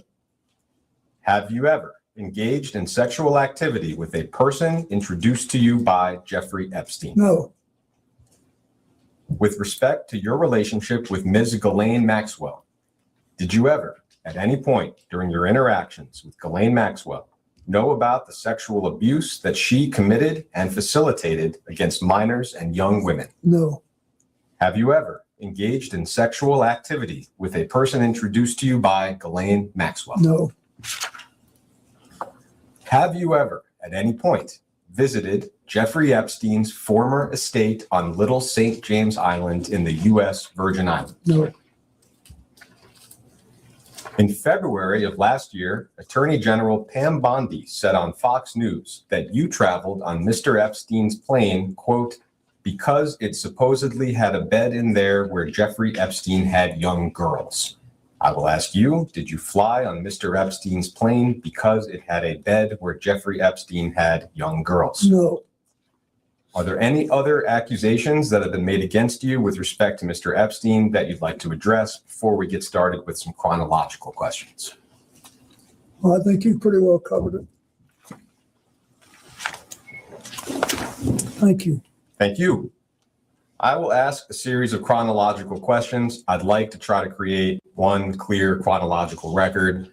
Some of that might be repetitive from what you've already talked about. I will try to keep that to a minimum.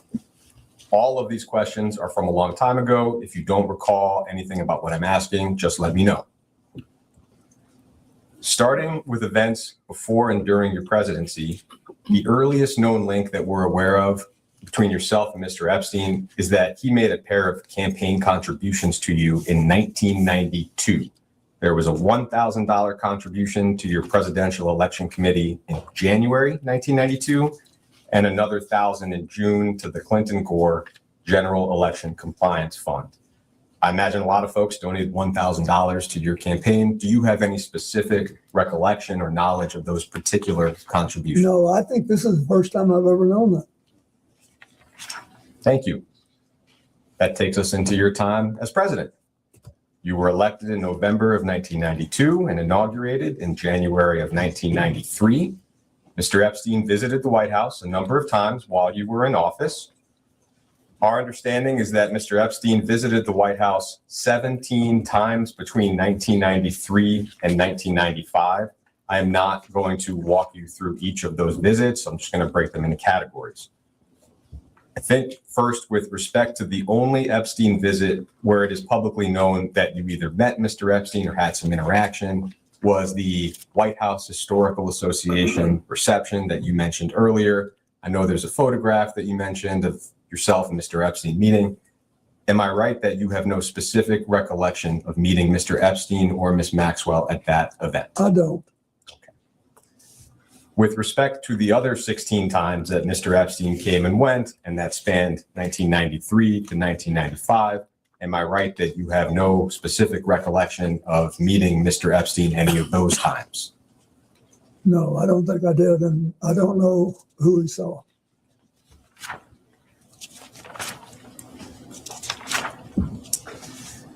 It's been publicly reported that in March of 1995, there was a fundraiser in Palm Beach that you attended and that Mr. Epstein also attended. Other guests reportedly included Jimmy Buffett and investor Ron Perlman, who may have hosted the event at his home. Do you have any specific recollection of that event? I remember going there in 1995. I have now seen the picture with Jeffrey Epstein and Jimmy Buffett. I recognize Jimmy Buffett. He was a longtime friend of mine. He performed for me twice in my second term as president. And we were friends for the rest of his life. But that's it. I don't know if he knew Mr. Epstein. I had no idea what that picture was. I didn't remember it. And so is it right that you have no specific recollection of meeting Mr. Epstein? No, I don't. At that fundraiser, just for the transcript? Yeah. I'd like to introduce as Minority Exhibit C, an article from the Daily Beast titled, "Jeffrey Epstein Visited Clinton White House Multiple Times in Early 90s. That article is dated July 24th, 2019. Once you receive it, I'll just direct you to page 8 of the article that you're about to receive. Okay. It's not dated.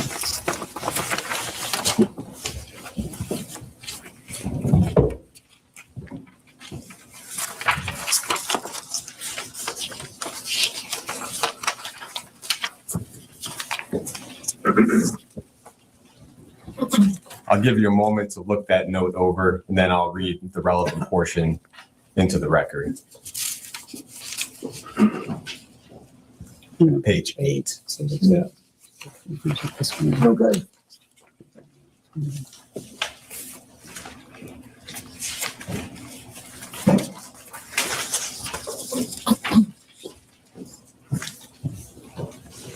Yep.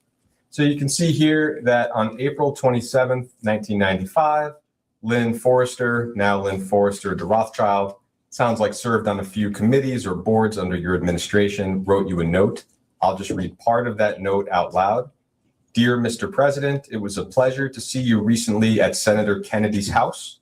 There was too much to discuss and too little time.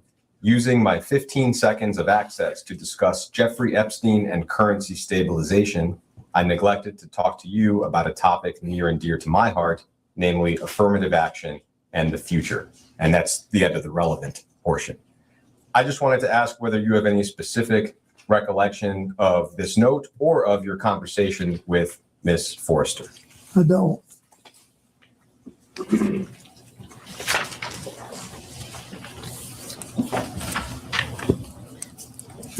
As far as you can remember, at this point in the middle of 1995, how would you have characterized your relationship with Mr. Epstein? It would be virtually non-existent. Do you recall any other interactions that occurred between yourself and Mr. Epstein during your time in office that have not already been mentioned today? No. I think I've told you everything I know.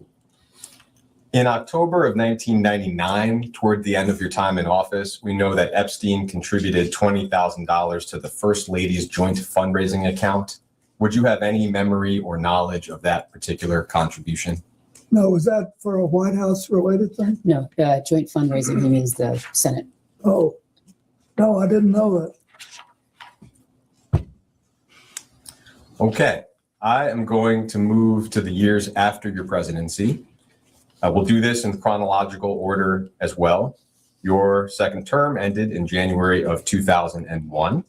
In December of 2001, the New York Post reported that you and Miss Maxwell had dinner at a New York City restaurant called Nello's. Do you have any specific recollection of that dinner?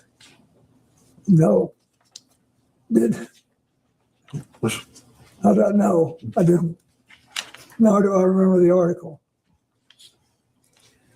So moving into 2002, you touched on this in the previous round. It sounds like there were two meetings. We don't have exact dates for them, but one of them was at your office in Harlem with Mr. Epstein.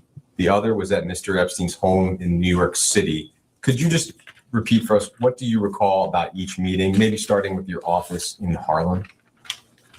I just remember that sometime in 2002, I think,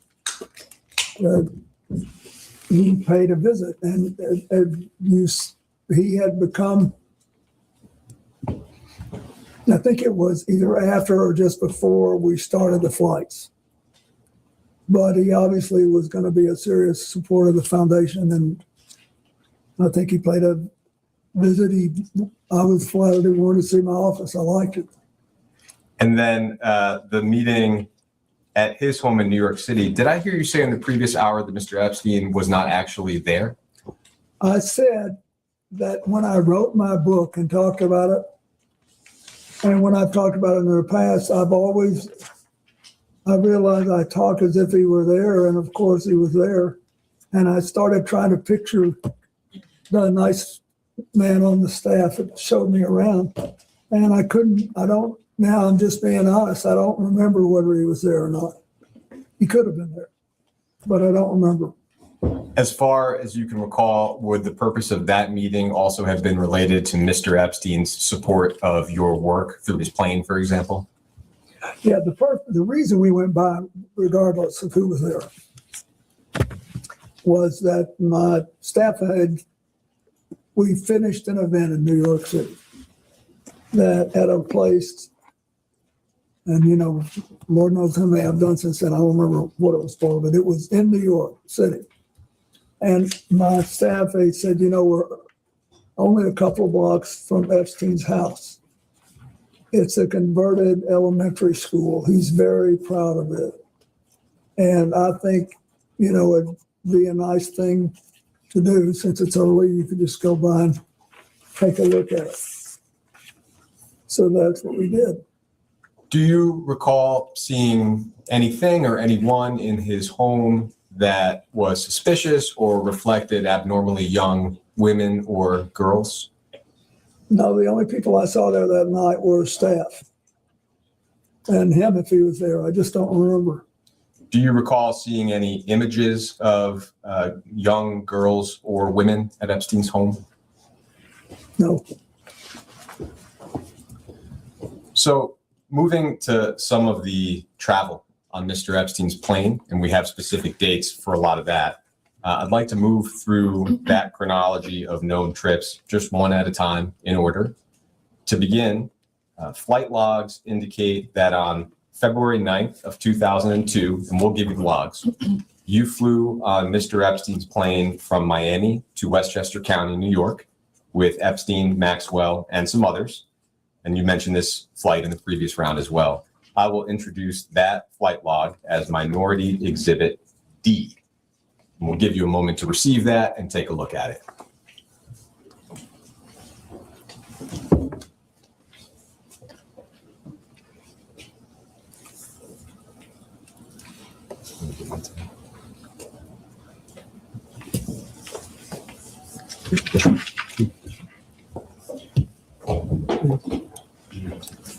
Okay, is this one page? It is one page, exactly.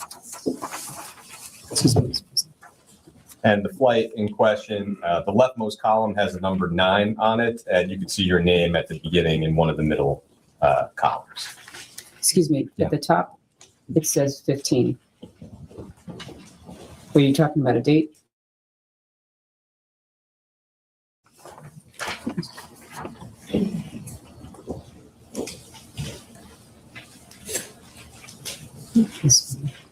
Yeah, I do see it. Great. I'll just ask some specific questions. As an initial question, and we can see it here, you had a Secret Service detail that traveled with you after you left office, presumably still does. Is that correct? Yes, that's correct. And did that detail accompany you on all trips that you took with Mr. Epstein? Yes. For this trip from Miami to Westchester, first, just do you recall the circumstances of the trip? No, I was down there and I was coming home. I don't remember why I was down there. In terms of who was present on the flight, and we'll do this exercise with the other trips as well, are you able to make out from the initials here, maybe who is who? In other words, I can see your name and I can see 4 Secret Service. And then from there, we have 2 males, 1 female, I think Mr. Epstein and Ms. Maxwell, and then SK and AP. Do you have any recollection of who any of those folks may have been? No. I just don't remember. I'm sorry, I don't. And the initials, they don't mean anything to me. This isn't a record from you, or this is their record? Yeah. In February in 2002, so the same month as this flight, it was reported that you and Ms. Maxwell were seated together at some type of charity gala in New York. I don't know what the charity was or where exactly the event occurred. Do you have any recollection of what I'm referring to? Could you state the date again, sir? In the same month, February 2002, and I don't have an exact date. What was it reported? Simply that you and Ms. Maxwell were seated together at a charity gala in New York. Wow. I have no recollection of it, but it could have happened. Heading into March of 2002, so the following month, we have a series of international travel. And the first of those trips indicates that on March 19th and 21st of 2002, you flew on Mr. Epstein's plane from JFK to London and back with Mr. Epstein, Ms. Maxwell, and some others. We will introduce those flight logs as Minority Exhibit E and go through the same exercise.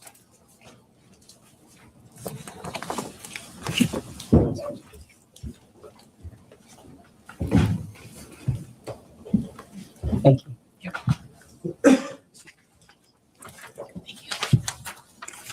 And that's the 19th and the 21st.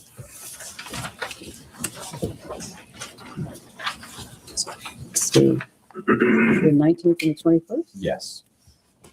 Down toward the bottom of the page. Oh, hold on, just really.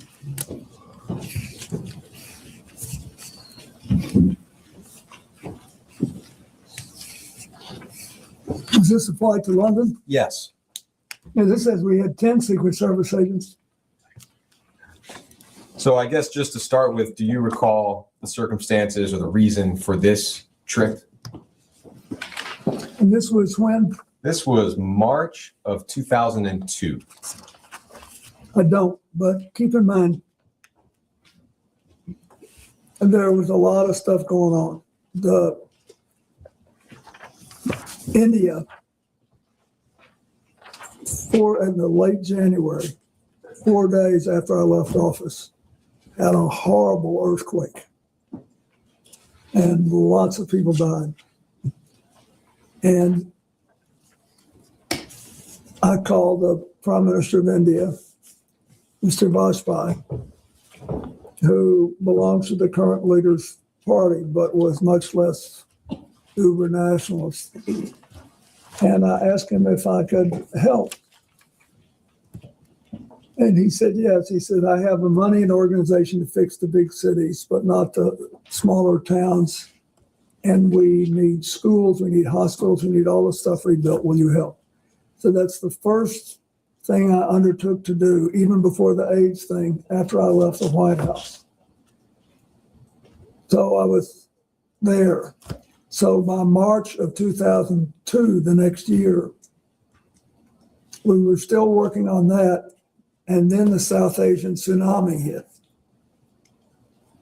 in December. So I was doing all this stuff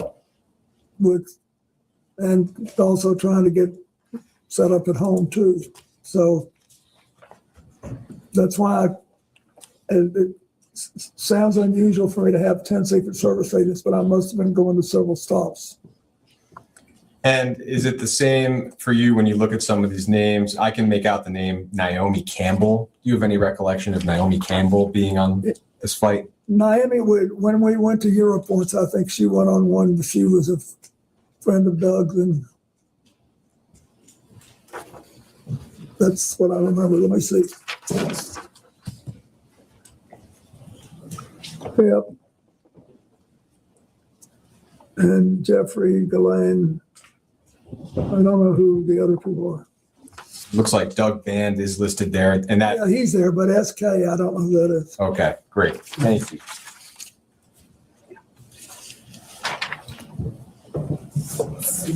Moving to May of 2002, just 2 months after the one we just looked at, flight logs show a series of flights around Asia. Got 5 flights, including Hong Kong, China, Singapore, and Thailand. I'll introduce the flight logs for that trip. Just take a look at it together as Minority Exhibit F.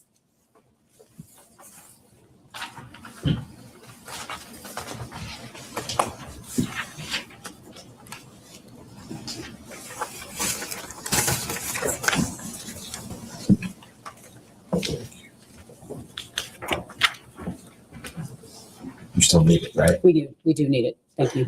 Oh, great. Thank you very much.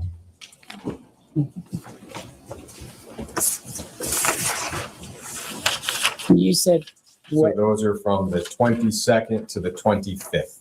Let me just hide. 22nd. And you're saying each one till the 25th? Yeah, so the first one lists the former president, and then 4 in a row after that lists same as above. So it's the same group of folks for about 5 flights. Yep. There. So same question, this trip to Asia, do you have a recollection of the circumstances, how the trip came about? Yeah, that was 2002, right? Yes. So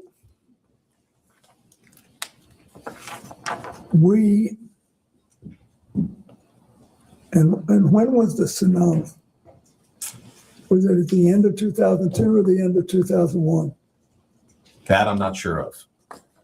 Just to the best of your memory, you have to share what you know. Anyway, to the best of my memory, this was a trip to raise funds to organize our health network in Asia, which was basically designed to deal with AIDS, but also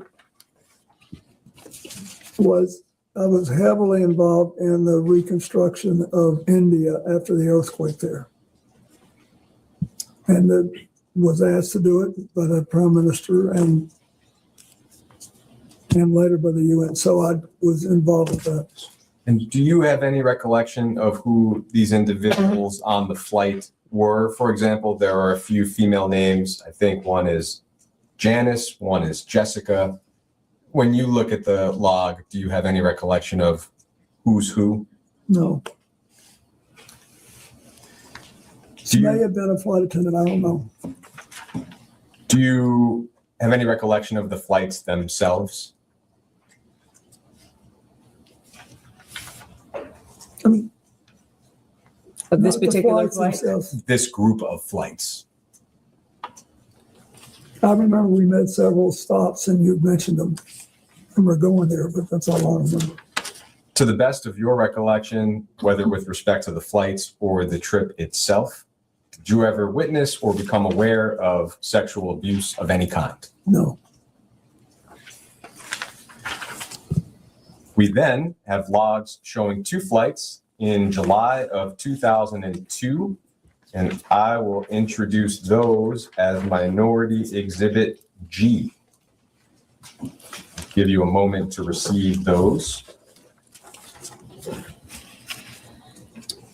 What was the prior one? Prior one would have been F. And that was the May 2002 flight log. Where's F? No, I put F on that, but I thought that was, sorry, so you. No, no problem. It should be May 2002. I have as F as in Frank. Okay, I'm not sure what this one was. Okay, got it. I'm gonna get the labels later. Okay. Thank you, sorry about that. No, not at all. So this one will be G, and it's July of 2002, specifically on July 13th. Oh, sorry. Next one, Mr. President. I'll get that in the database. I'll give you a moment. Does this say where we're going? Yeah, it's on the 13th, and these flights are from Morocco to Portugal, and then Portugal to JFK. And our understanding, just from public reporting, is that this may have been part of a trip to Morocco to attend the King of Morocco's wedding. And you're asking him about the legs that he's on. Correct, exactly. This was July of Is that when his 2022. wedding was? Sorry? Is that when he got married? It may have been. I think that's my July. question for you, is whether you recall that this trip. Well, I recall going to his wedding. Okay. Do you recall approximately when that wedding would have been? No, but it was a long time ago. I don't know if this was it. But I did go to Morocco more than once. Do you recall attending the King of Morocco's wedding? Absolutely, I did. Do you recall whether Mr. Epstein and Miss Maxwell also attended that wedding? I don't. I remember, I think Chelsea went with me. And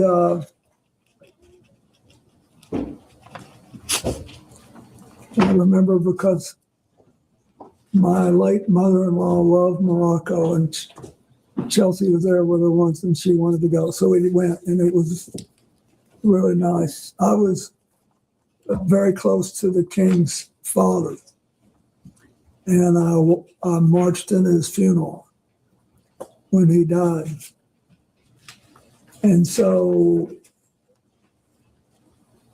they had this wedding and we were invited, and I very much wanted to go. Hillary was working and didn't go.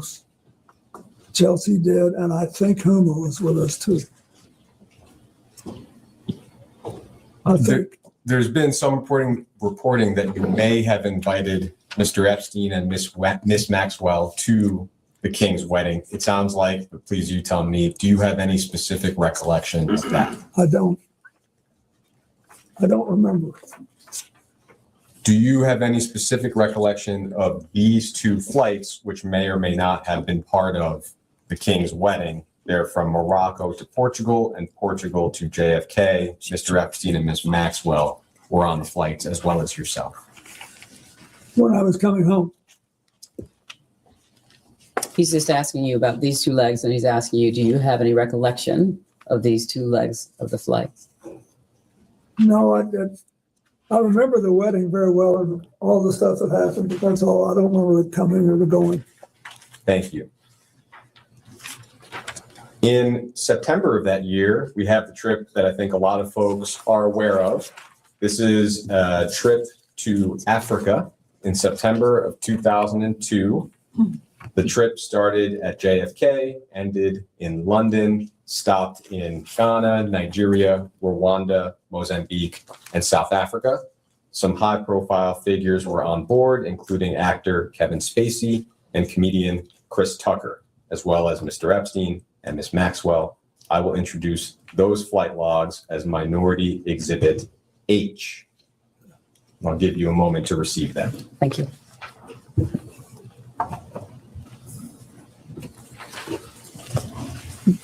H. Thank you very much. H.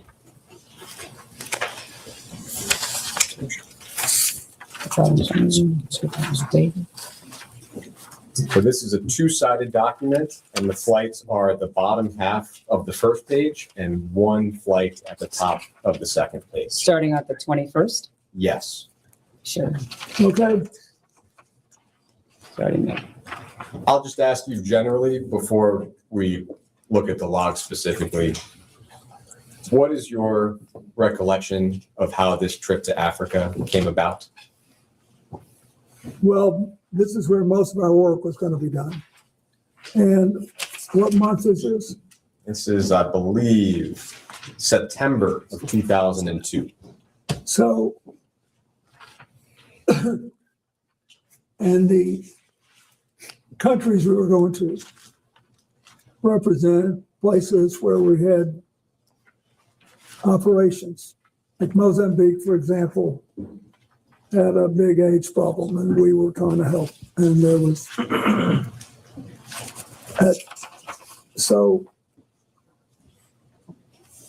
that's what I know. But we, in South Africa, we spent quite a bit of time because I wanted to go see Mandela. He was still in good shape then. And we did things together. And then Charlene Hunter Galt, who was one of the Black women that integrated the University of Georgia and became then a very well-known international television commentator for PBS. And her husband, Ron, had moved down to South Africa. And they were longtime friends of mine. We had celebrated the 150th birthday of Arkansas together in Little Rock. We were longtime friends. And so we went to visit them, and she threw a big cookout for us. And it was a funny time. Chris Tucker and Kevin Spacey imitated me. So a lot of these names on the logs are hard to make out. Do you have any specific recollection of who was on board those flights? He's not asking you to review and try and see if you can read their names. He's asking you what your recollection is. It says Shante Davis was, and she worked for Jeffrey. And I think it was discussed in the previous round, but that well-known photograph of yourself and Miss Davies, what is your recollection of the extent of your interactions with Miss Davies on that trip? Where were we? In Africa. No, where was the photograph? I think it was at the airport. Oh. On the way to. That's it. I mean, we had a good relationship, but it was entirely proper. I never had any personal contact with her, if that's what you imply. And am I right that while on that trip, whether the trip or the flights, did you ever witness or become aware of sexual abuse of any kind? I did not. Thank you. Thank you, Mr. President. Thank you. We have a series of questions from some of the members in the minority. And so I'll be calling them up as we go through. And thank you. Just want to again thank you for being here and answering all the questions. We appreciate that and for your service. Just two clarifying questions. One that was asked during the Republican hour, and I just want to have you reiterate it for the record. Either during or after your presidency, were you ever made aware of Jeffrey Epstein having any kind of relationship, directly or indirectly, with a foreign intelligence agency or service? And I ask because we've received a lot of interest and communication about that topic. And so I want to give you a chance to answer that again if there's any. No, I wasn't. And I understood why now when you showed me the passport, but I wasn't. I didn't know anything about that. Thank you. And then second, of course, this deposition also sets a pretty new precedent, I think, which is something that we've been discussing and folks in across the country are discussing as well. We're thankful that you're here. We believe in the minority that President Trump should also answer this committee's questions. He's someone that is mentioned almost more than any other person beside Ghislaine Maxwell in the Epstein documents. And so to get more information for this investigation, was wondering if you also agree that President Trump should answer questions of this committee. That's for you to decide, but he did know him well. And I once had a brief discussion with him about it. Thank you. Thanks for that answer. With that, I'm going to go to Mr. Walkinshaw, and we'll go down a series of questions. I hate this, but because I don't believe I should inject anything. But I do not want to leave the impression, but since there was no follow-up question, the president never, this is 20-something years ago, never said anything to me to make me think he was involved in anything improper with regard to Epstein either. He just didn't. He just said we were friends. And then we had a falling out over a land deal, property deal. That's all. Thank you. Could I ask very briefly, Mr. President, Sure. if you recall, what were the circumstances of that conversation? Or at least let's start with, when did the conversation occur? It was on his golf course. And there were a couple of years there when Joe Torre, who had been the manager of the Yankees and was a friend and had a tournament, a charity golf tournament, called appropriately for this investigation, the Safe at Home Foundation. And it was designed to combat domestic violence, of which Joe Torre had been a victim as a child. And so I wanted to support it. And so Donald Trump gave him the golf course in New York to have a tournament on, and I played in it a couple of times. And the day I was there, he would typically, Donald Trump would come out and play a few holes with us. And he somehow knew I had flown in Jeffrey Epstein's aircraft, and he said, we had some great times together over the years, but we fell out, all because of a real estate deal. And he said, I'm sorry it happened. That's all. Do you recall whether President Trump was the first one to affirmatively bring up the subject of Jeffrey Epstein? No, but I'd be shocked if I did. I just don't do that. Do you recall whether President Trump elaborated at all on the great times that he had with Jeffrey Epstein? No, and at the time, I didn't put any, sexual spin on it. And as far as you recall, President Trump characterized the nature of the ending of their friendship as being solely due to the real estate. That's what he said. Thank you. But I didn't think much about it at the time. And, it was 2 minutes and then we were gone. As far as you recall, have you had any other conversations with President Trump related to Jeffrey Epstein or Ghislaine Maxwell? No. And your best recollection, if you have one, of the year that this conversation occurred? Maybe 2002 or 2003. Thank you. But Thank you, Mr. President. Good afternoon. I just want to focus again on Ghislaine Maxwell. First, I'll ask you just to reiterate, did you ever at any point during your interactions with Ms. Maxwell know about the sexual abuse she committed and facilitated against minors and women? No. When did you learn that she had engaged in crimes against girls and young women? when the first evidence came out, when was it in 2019? Okay. And have you ever engaged in sexual activity with a person introduced to you by Ghislaine Maxwell? No. You're aware that she was convicted of crimes, as we discussed, and you're aware that she's currently incarcerated as a result of her federal conviction. Yes. Maxwell received a 20-year sentence for her crimes. Are you aware that she has repeatedly called on President Trump to grant her clemency, and that she has said that you and President Trump are not guilty of any wrongdoing with respect to Epstein? I know that now, yes. In your opinion, does she deserve or should she be granted clemency by President Trump? I don't think I should comment on that. I don't know anything about President Trump other than what I've already told you. And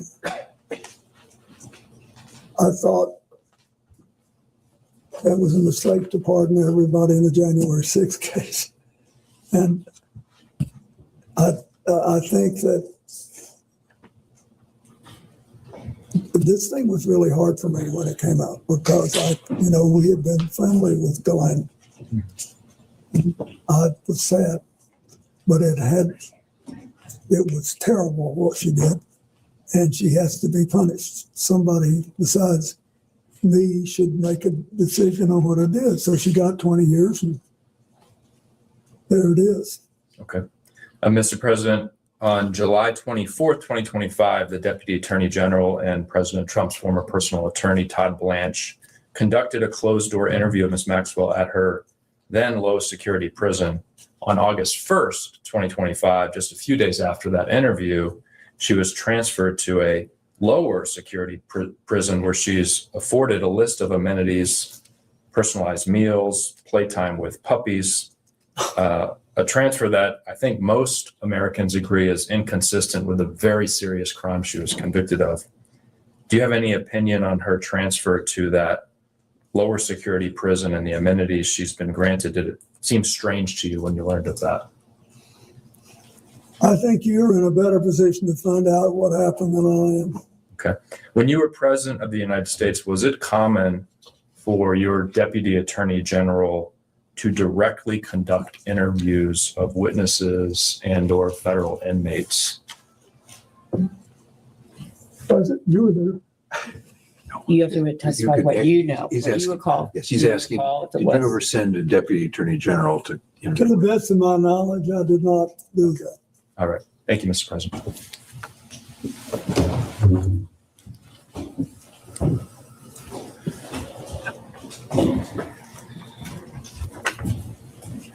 May I ask a question? So Representative Foster, are you still the youngest person in Congress? Yes, I am, Mr. President. Lucky you. Hopefully that changes soon. If you're the youngest for too long, it's not good. Come a time, believe me. I was, for most of my life, the youngest person doing whatever I was doing. And one day I woke up, I was the oldest man in every room, and I couldn't tell you for the life of me how I got from one place to the other. Time will take care of it. Enjoy it while it lasts. Thank you. Thank you. It's a blessing to be the oldest person in the room as well. Mr. President, I just wanted to circle back to the conversation around the conversation you had with Jeffrey Epstein on the Donald Trump on the golf course in New York. President Trump has said publicly multiple times that his falling out with Jeffrey Epstein was the result of him hiring away workers from Mar-a-Lago and his crimes. He said that's why he kicked them out of Mar-a-Lago. You brought up two questions about this. Did President Trump specifically characterize the result of this land dispute they had as a falling out specifically, to the best? Yeah, he said they both wanted the same piece of land. Mm-hmm. He didn't say what it was, and that's all I remember. And he said it was a falling out as a result of that? Yeah, said it strained their relationship. Do you know when this conversation happened? When the conversation I had with him happened? Mm-hmm. Well, it had to be in 2002 or 2003, I think. 2002, 2003. All right, thank you. During any of your interactions with Jeffrey Epstein or Ghislaine Maxwell, did either of them ever mention or discuss their relationships or connections with Howard Lutnick? No. What about their relationship or connection with Alex Acosta? No. Prior to Jeffrey Epstein's arrest in 2019, did anyone ever speak with you about Epstein's relationship with Howard Lutnick? No. And what about Alex Acosta? No. Okay, thank you. Those are my questions.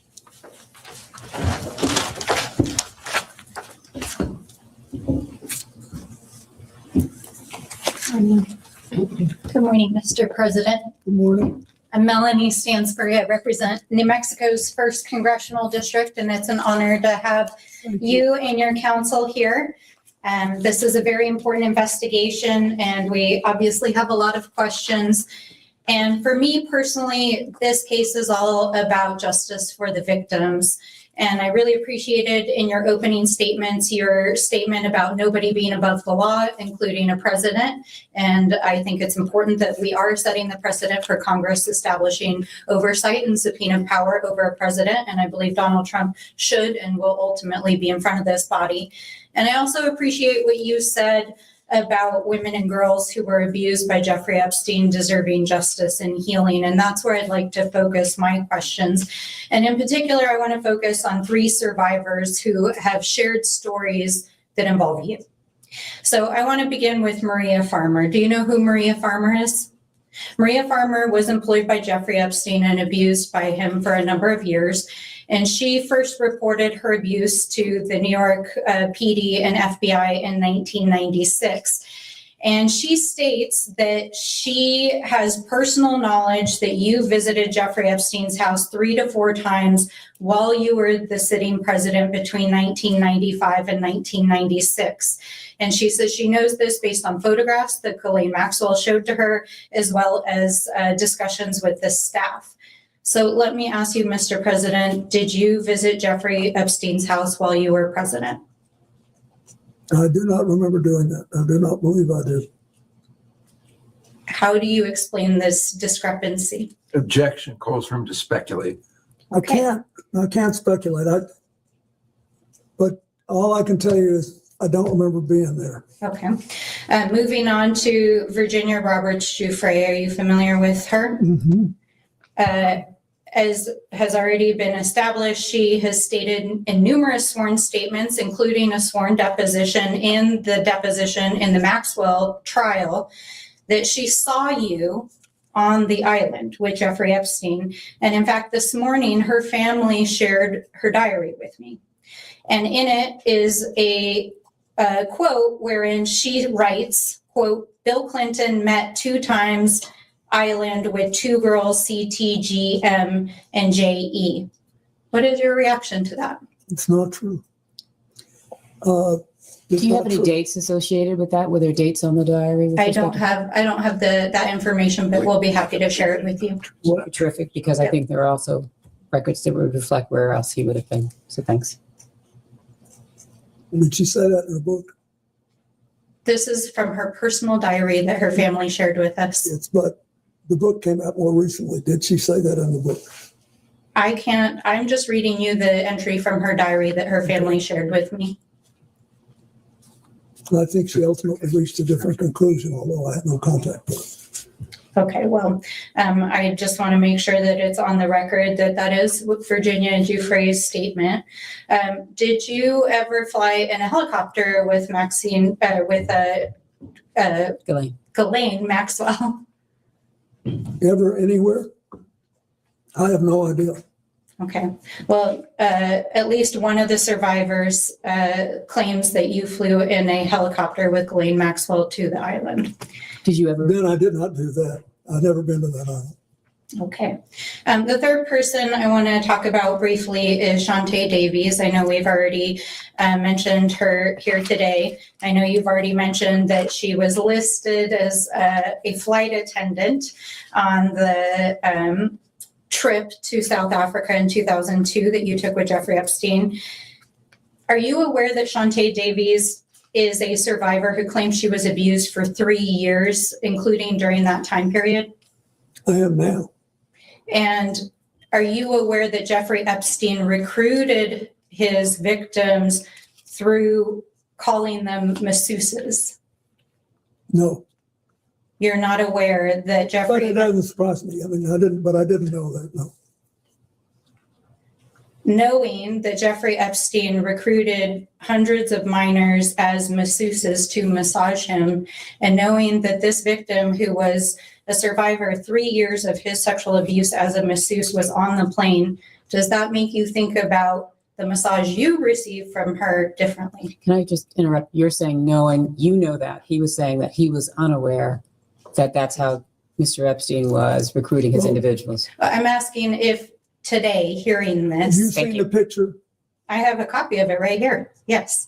Well, I'm sitting up and I'm just asking if now that you know that Jeffrey Epstein recruited girls as masseuses, does that reframe that photograph and knowing that there were girls on the plane that were being abused?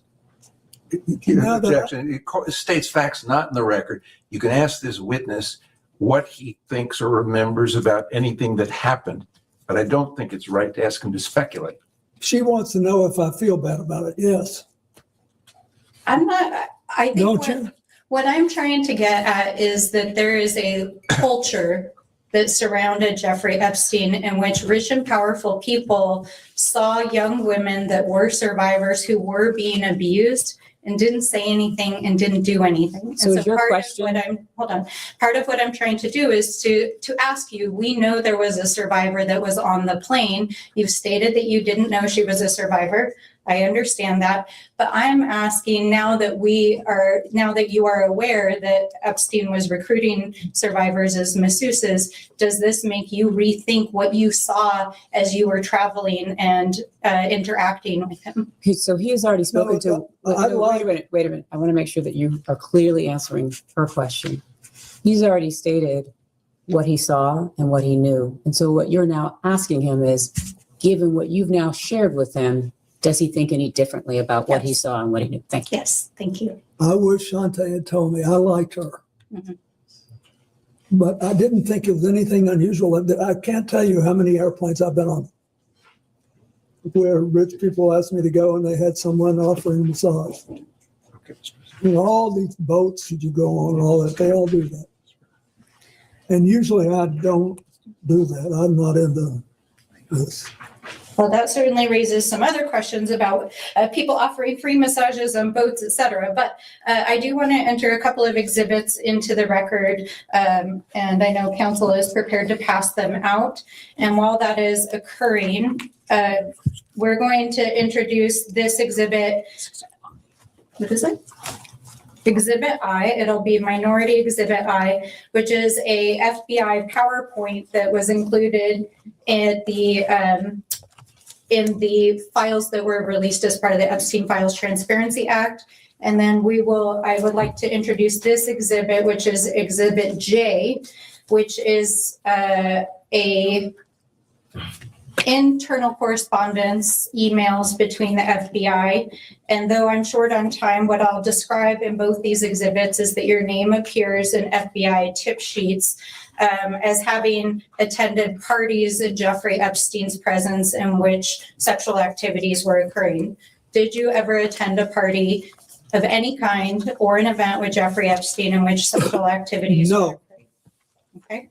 And then finally, there will be many millions of people that watch this deposition. What would you like to say to the survivors directly? That I hope this will produce a sense of finality. And I don't think that'll happen till the government starts holding on to all the records. I think that, the record should be released. And then I think that we need to come up with strategies to help people who can't get over this get better. And the most important thing we do, I think, besides treat the victims right, is increase the guardrails that will set off alarm systems and stop other people from doing the same thing Epstein did. Thank you very much, Mr. President. Thank you. We had an additional member join us in the interim. Could that member just identify themselves? Absolutely. Hello, Mr. President. My name is Nick Langford. I represent New York's 23rd Congressional District, Buffalo suburbs, rural southern tier. Thank you for being here today. Could you just, for the record, with time checks? We've got about 5 minutes left in this round. Thank you so much. I think it's fine. Congressman, how are you? Thank you, Mr. President. Thank you for being here and for your time today. And thank you for your service. We have, as you know, in the files that were released, there were several photos included you. And we have an exhibit here. That's just one of the photos. And Exhibit K, Minority Exhibit K. Yep. And we'll have that passed around. And what we're trying to get at is some context for the public on whether you remember this photo and any details you may be able to provide us about it. So do you recall the details of this photo, recall the photo being taken? No, I don't think I ever knew the photo was taken. Okay, and for those who can't see it, it's a photo of you in a hot tub. There's a person next to you here. Do you remember where it was taken? Where was it taken? I'm almost sure that this taken, I think there's an adjacent photograph, which you probably have. That if people saw it, they would feel that someone was trying to con them showing this picture. But anyway, this picture was taken in Brunei. And we flew one night on a trip to Asia, the last very long leg. You said we, who is that including? Well, my TEL team that was working Thank you. on the AIDS issue, and Mr. Epstein was there, and Miss Maxwell. But anyway, we got to the end of the flight was Brunei. It's a tiny place, but a very wealthy one. And the Sultan of Brunei was a man that I had gotten to know well in my 8 years as president.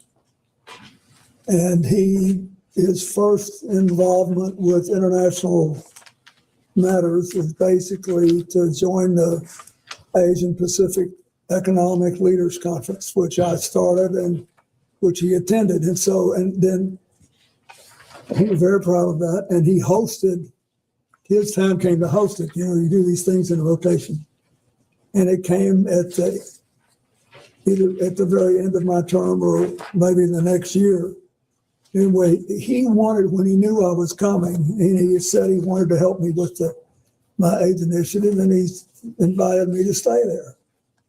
And he said, I want you to stay at this hotel, and I hope you'll use the pool. So I did. And then I got out and went to bed exhausted. Just for the record, there's another picture that also shows this as part of the larger pool area. Do you all have that so that he can refresh his recollection with respect to that? You should have it. It's quite enlightening. If you watch this, Yes, it's noted. it'll Yes. give you a different feel. Thank you.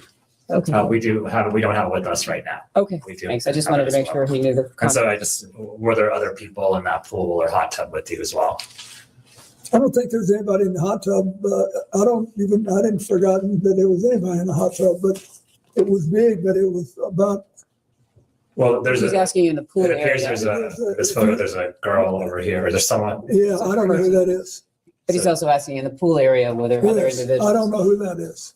Okay, so you don't know? No, and then there were other people in the pool. Okay, so do you remember who, were they under 18? Would you No. know? No. Were they part of your traveling party? He's asking you. Yes, they were, I think. I think everybody there was part of our party. It was late at night or late-ish. And I also believe that there was a Secret Service agent there at the other end of the pool. Okay, and was this in public? No, it was a hotel room, and the Sultan wanted us to stay there, and the water of this big pool was on the same floor that there were several suites, so we went out, I swam around, I sat in the hot tub for 5 minutes, or whatever it was, and I got up and went to bed. And then I have to ask this, did you engage in any sexual activities No. with this person? Okay, thank you. Okay, and that ends this round, and we can go off the record.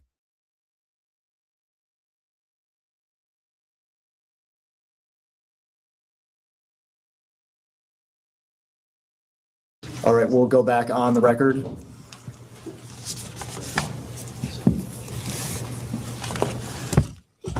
Thank you for that. I appreciate it. Yep.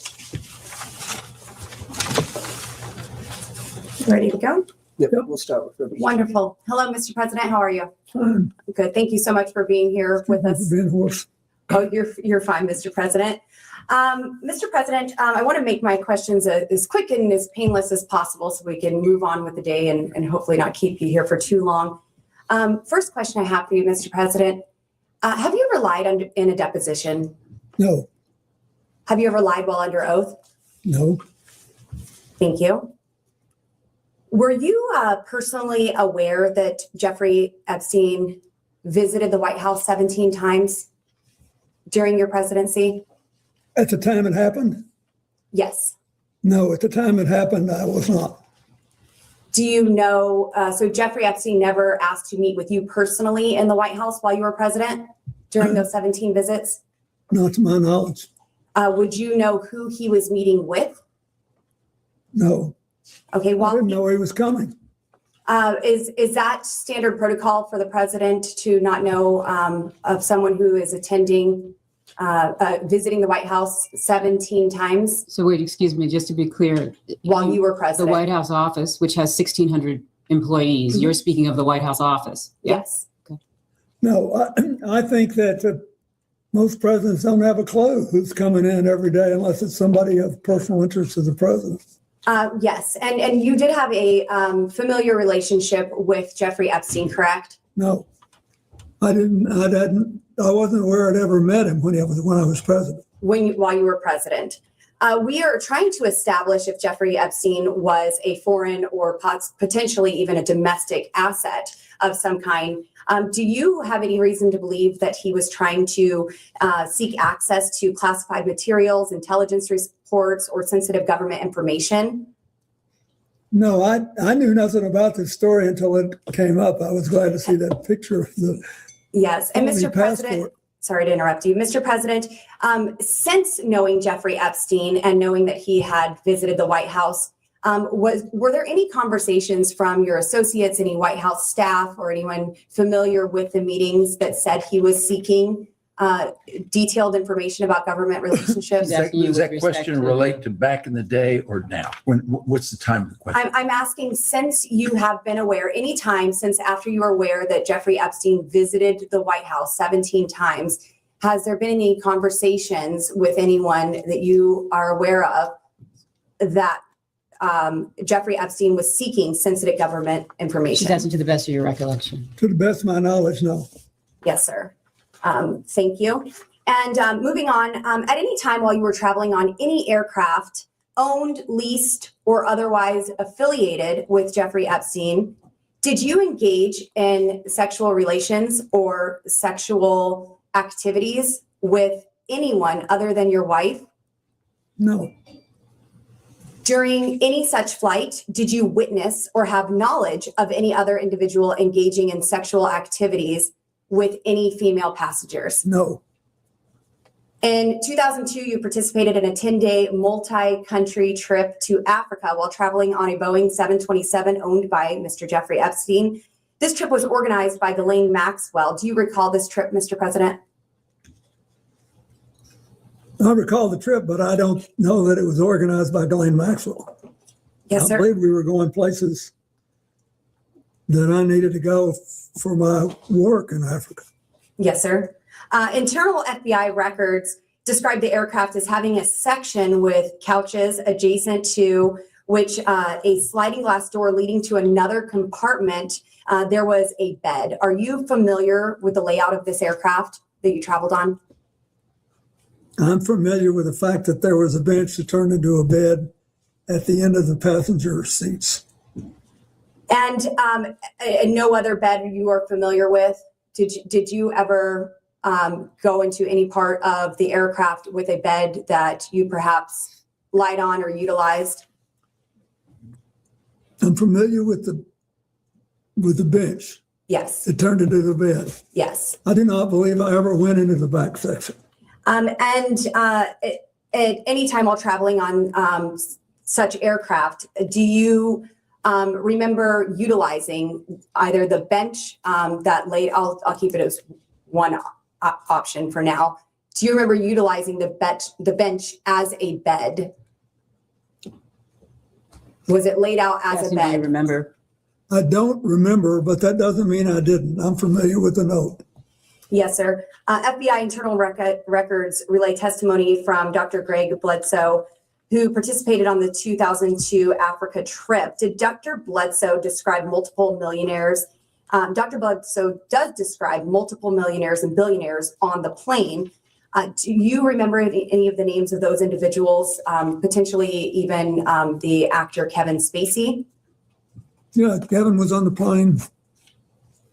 Did Dr. Bledsoe also describe, he also describes multiple young women were present on the flights and that Maxwell appeared to be in a position over the girls on the plane and was directing the girls. Can you describe the purpose of these women participating in this multi-country Objection to the form of the trip? question. You have no objection to you asking the president what he saw, observed, heard, but he can't possibly speak to what Maxwell was in her mind. Did you witness, Mr. President, Ms. Maxwell appearing to be in the position over other girls on the plane and possibly directing the girls? Well, I thought that she was Epstein's top aide and that she was basically in charge of what happened. What did happen, Mr. President? I don't know. I mean, I've already told you this. I'll tell again. I never saw anybody do anything wrong. I thought they were flight attendants. Do flight attendants typically wear tank tops and jeans? They don't all wear uniforms on private planes. Yes, sir. Most are dressed probably pretty business class. But So moving wait, on. His testimony was, with respect to private aircraft, people are not wearing uniforms. Mhm. Correct. Dr. Bledsoe described at least one of the girls serving as a masseuse. At any point, did you or other male passengers receive a massage from this young woman or any other young women who are described as a masseuse? Well, I've seen one picture that shows that in a airport waiting area, one of the women was massaging my neck. That's all I've seen. Have you received more than one massage from these trips with Mr. Epstein and the young girls that were present? I don't recall them, but the problem I remember from that trip was that my neck had spasmed and I was in, and so they offered to help and I let them help. One left. She asked whether or not you recalled any other massage. No, I do not. Thank you. Mr. President, moving on to my next question. Submitted to the record, we have a painting that seems to be of you, Mr. President, found in one of Jeffrey Epstein's residences wearing a, I would categorize it as a famous blue dress worn by the White House intern, Monica Lewinsky. And I have this image here. This image is being passed around. If we need to go off the record while we do that, we can. I can take a picture. Do you have a question? It will be Yeah, I do. marked as Majority Exhibit 15. Proceed. Thank you. So, Mr. President, we are looking at an image of a portrait that is looks to be you, Mr. President, in this blue dress. Can you describe this painting? And He doesn't need to describe the painting. You just gave him a picture. What's your question? my question is, are you familiar with this painting? Have you ever seen it in person? I've never seen it in person. Do you know why someone would paint this? Are you asking him to Objection. speculate? That's calls for speculation. You can ask the artist. And if I had known Jeffrey Epstein had this painting, it would have saved me this whole day. Did you ever introduce Epstein to Monica Lewinsky or any other young female White House I staffers? did not. Did Epstein ever request introductions to young female intern staffers of you? Did he request you to introduce them? And one regarding this exhibit 15, this portrait, to the right of this image, there appears to be a plain letterhead document that is framed in a gold frame. Are you familiar with? Did he testify that he's not seen this picture? The painting we asked, yes. And now I'm asking about the image next to it. So Are you asking whether or not he's familiar with what's in this small frame? I'm the part that you have covered up. This part? I'm asking if he's familiar with this letterhead letter that was letterhead that we can Is this hand-framed. part of the painting? No, sir. This is next to the painting and it's framed on the wall in the home of Jeffrey Epstein. I guess a better way to ask, Other than the birthday note that was passed around here today for Jeffrey Epstein's 50th birthday, Mr. President, did you ever handwrite Jeffrey Epstein any other notes? Well, I wouldn't remember except that I've seen a picture recently of another note where I thank him for getting me away from the crowd on the airplane for a while so I could take a note nap. Yes. Okay, Mr. President, I just have two more questions for you, and then I will let you go. And again, I'm so grateful for your time here today. We also have another exhibit from the committee, and it's page 49, I believe, and the, how do you want to classify this one? They'll give it It to will us. be marked as Majority Exhibit 16. In this is a portion of Virginia Giuffre and her testimony. And in it, she is referencing you, Mr. President, and says he, Mr. Clinton, told me long ago that everyone owes him favors. They are all in each other's pockets. She's asked, I'm sorry, maybe that wasn't you that you was referencing, Clinton. I'll start over. He told me long ago that everyone owes him favors. I believe that's referring to Mr. Epstein. They're all in each other's pockets. Sorry, could you, so what line are you starting at? Yes, ma'am. I'm starting at the first line, and I do believe I incorrectly said that she was referencing Mr. Clinton. So to correct that. She's not referencing, Correct. she's not referencing President Clinton. She's referencing instead. Who? I believe this is Jeffrey Epstein that she is referencing here. Thank you, Ms. Bober. Thank you. And then she's asked, would you say you asked him why Bill Clinton was here? And Virginia responds on the island, where he was here on the island. And she goes on to say, excuse me, can you clarify who JS is? Can we look and see who JS This says V and then it says JS. So yes, is this I will get you that name. But this is a conversation right between here. two people, or is this a Yes, transcript of a deposition? This is a transcript of a deposition, yes. Thank you so much. It says telecon at the top. Doesn't appear to be a deposition. It says, What do we have this as? I'm not objecting. No, that's fine. And we could go off the record if you want, just to get this. I don't have this. So this is, go ahead. Yeah, we'll go off the I think record.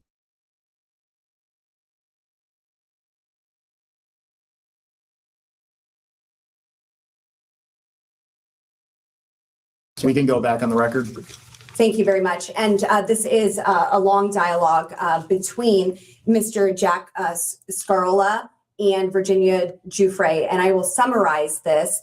It is mentioned by Virginia that everyone owes him, presumably Jeffrey Epstein here, favors. Mr. President, were you ever in the position to owe Jeffrey Epstein a favor? I didn't consider that. I thought we had an understanding about the airplanes, that he would let me use the airplane to set up my AIDS programs around the world if I'd agreed to talk to him for an hour about economics and politics on every long leg. I kept my word, and he seemed to honor his. Were there any sensitive government topics ever discussed Never. in those conversations? And also here, just for the Virginia. record, did the court reporter get his response? Thank you so much. Thank you. Sorry, I'll try not to talk over you. Wrapping up here. Virginia Giuffre is also asked in this document. Every time I meet a potential client for the first time, the first thing I check with them is when did they last review their portfolio? 1, 2, 3, 4, 5, 6, 7, 8 lines down. JS is speaking. Were sexual orgies a regular occurrence on the island at Jeffrey's house? Yes. My question, Mr. President, were you ever aware or engaged in any of these sexual orgies? Are these on the island where he's testified that he's No, not been ma'am, on the I island? was never on the island. Were you ever on any island in the Virgin Islands? To travel for a trip with his wife, which is on the public record? I'm With sorry, Jeffrey what's your Epstein? question? No. You were never in the Virgin Islands In the Virgin Islands with with Jeffrey Epstein, no. Okay, thank you. Mr. President, there's been new information that has come out regarding the autopsy of Mr. Epstein. I would just like to ask you personally and directly, do you believe that Jeffrey Epstein killed himself? Are you asking him to speculate on how Mr. Epstein died? I'm asking what the president thinks of. So you're asking his opinion? Mr. President, was your friend Jeffrey Epstein Are you suicidal? classifying him as a friend who he has testified that he was has called friendly? him a friend in a letter. He said he was friendly, but not, you've asked for his Mr. testimony. President, do you believe that Jeffrey Epstein was suicidal? Do you know? Was he ever She's asking to the suicidal? best of your I understanding. don't know. I only know what the medical finding was. I think maybe That's it. he finally got caught, and I don't know. I've accepted it in my own mind. I don't know what happened, Mr. President, what did you accept? That he killed himself or that he did not? but he did, but I don't know. Yes, sir. Thank you, Neither do Mr. you. President. We don't, none of us know. We weren't there. Mr. President, it's been an honor. Thank you. Thank you.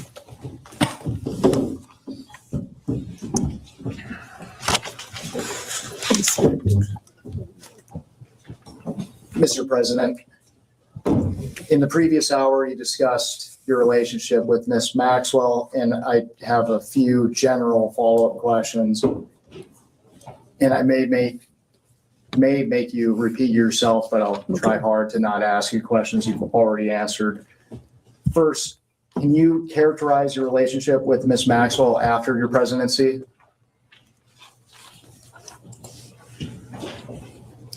Well, I didn't, to the best of my memory, I didn't see her very much until I started flying on Mr. Epstein's airplane. And for the record, would you at any time ever consider her to be a friend?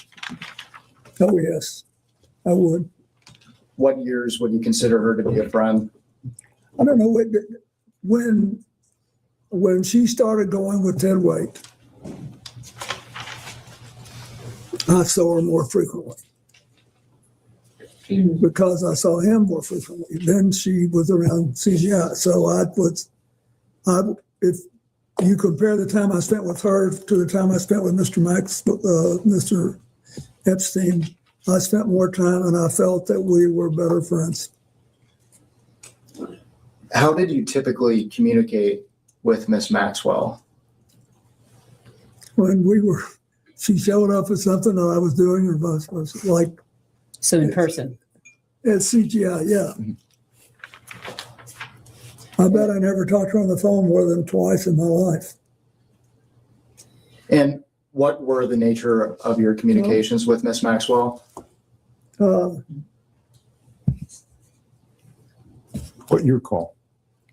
I don't recall anything. I don't recall what they were, but she was always, I don't know. She was very interested in CGI. I remember that. And that's it.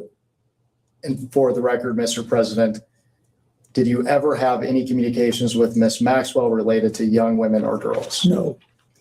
At this time, I'd like to introduce what will be marked as Majority Exhibit 17. And while it's being handed out, I will note for the record that this is the transcript from the two-day Ghislaine Maxwell interview with Deputy Attorney General Todd Blanche, conducted by the Department of Justice on July 24th and 25th of 2025. And I will not be making you read the entire transcript. I will direct your attention when you've had a chance. Okay. Mr. President, have you seen this transcript prior to? Before? Yes. No. I would like to direct your attention to Day 1, and we are looking specifically at the bottom of page 9. Yep. And we need a copy down here. Do we have a second copy and a third copy? give me 1 second. Here, Thank you so much. we'll go off the record briefly.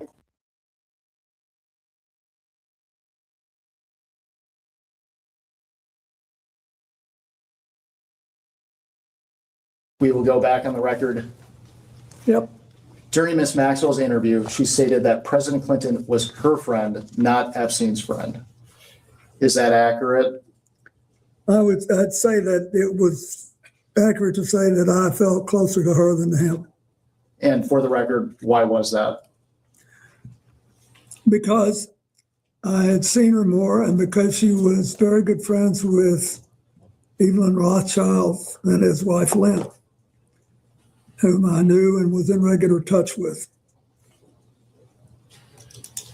And then this part's in there too. And Okay. You're on page 9. That's good. Just want to make sure you're reading the right section. She characterized your relationship with her as warmer. Is that Yes, your Would question?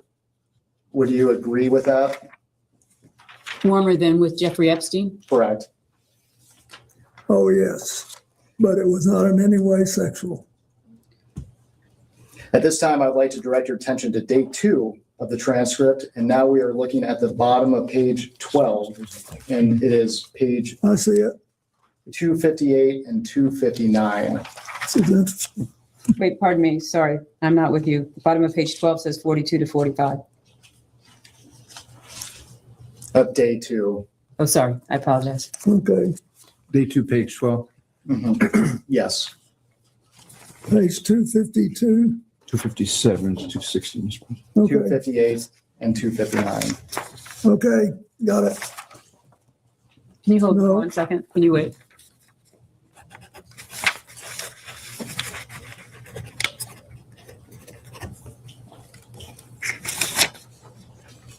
What do you have?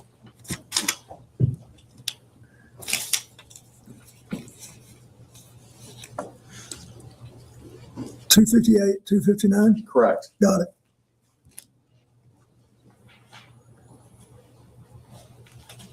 Are you asking us to read that? Yes.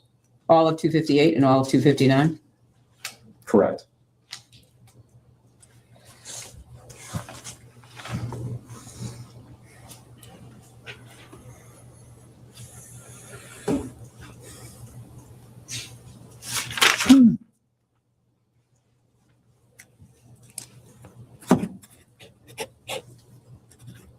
Okay, is there part of this you want me to read? No, he has a question. He wants to make sure you've read through here two and you've pages. read through here. Okay.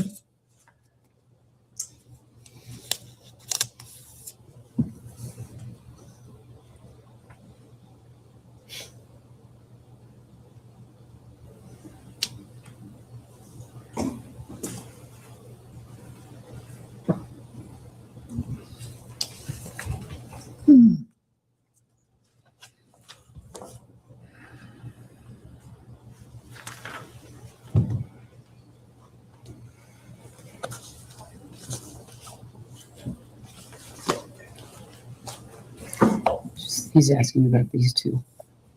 You read them? This and this. No, you don't have to read the other part yet.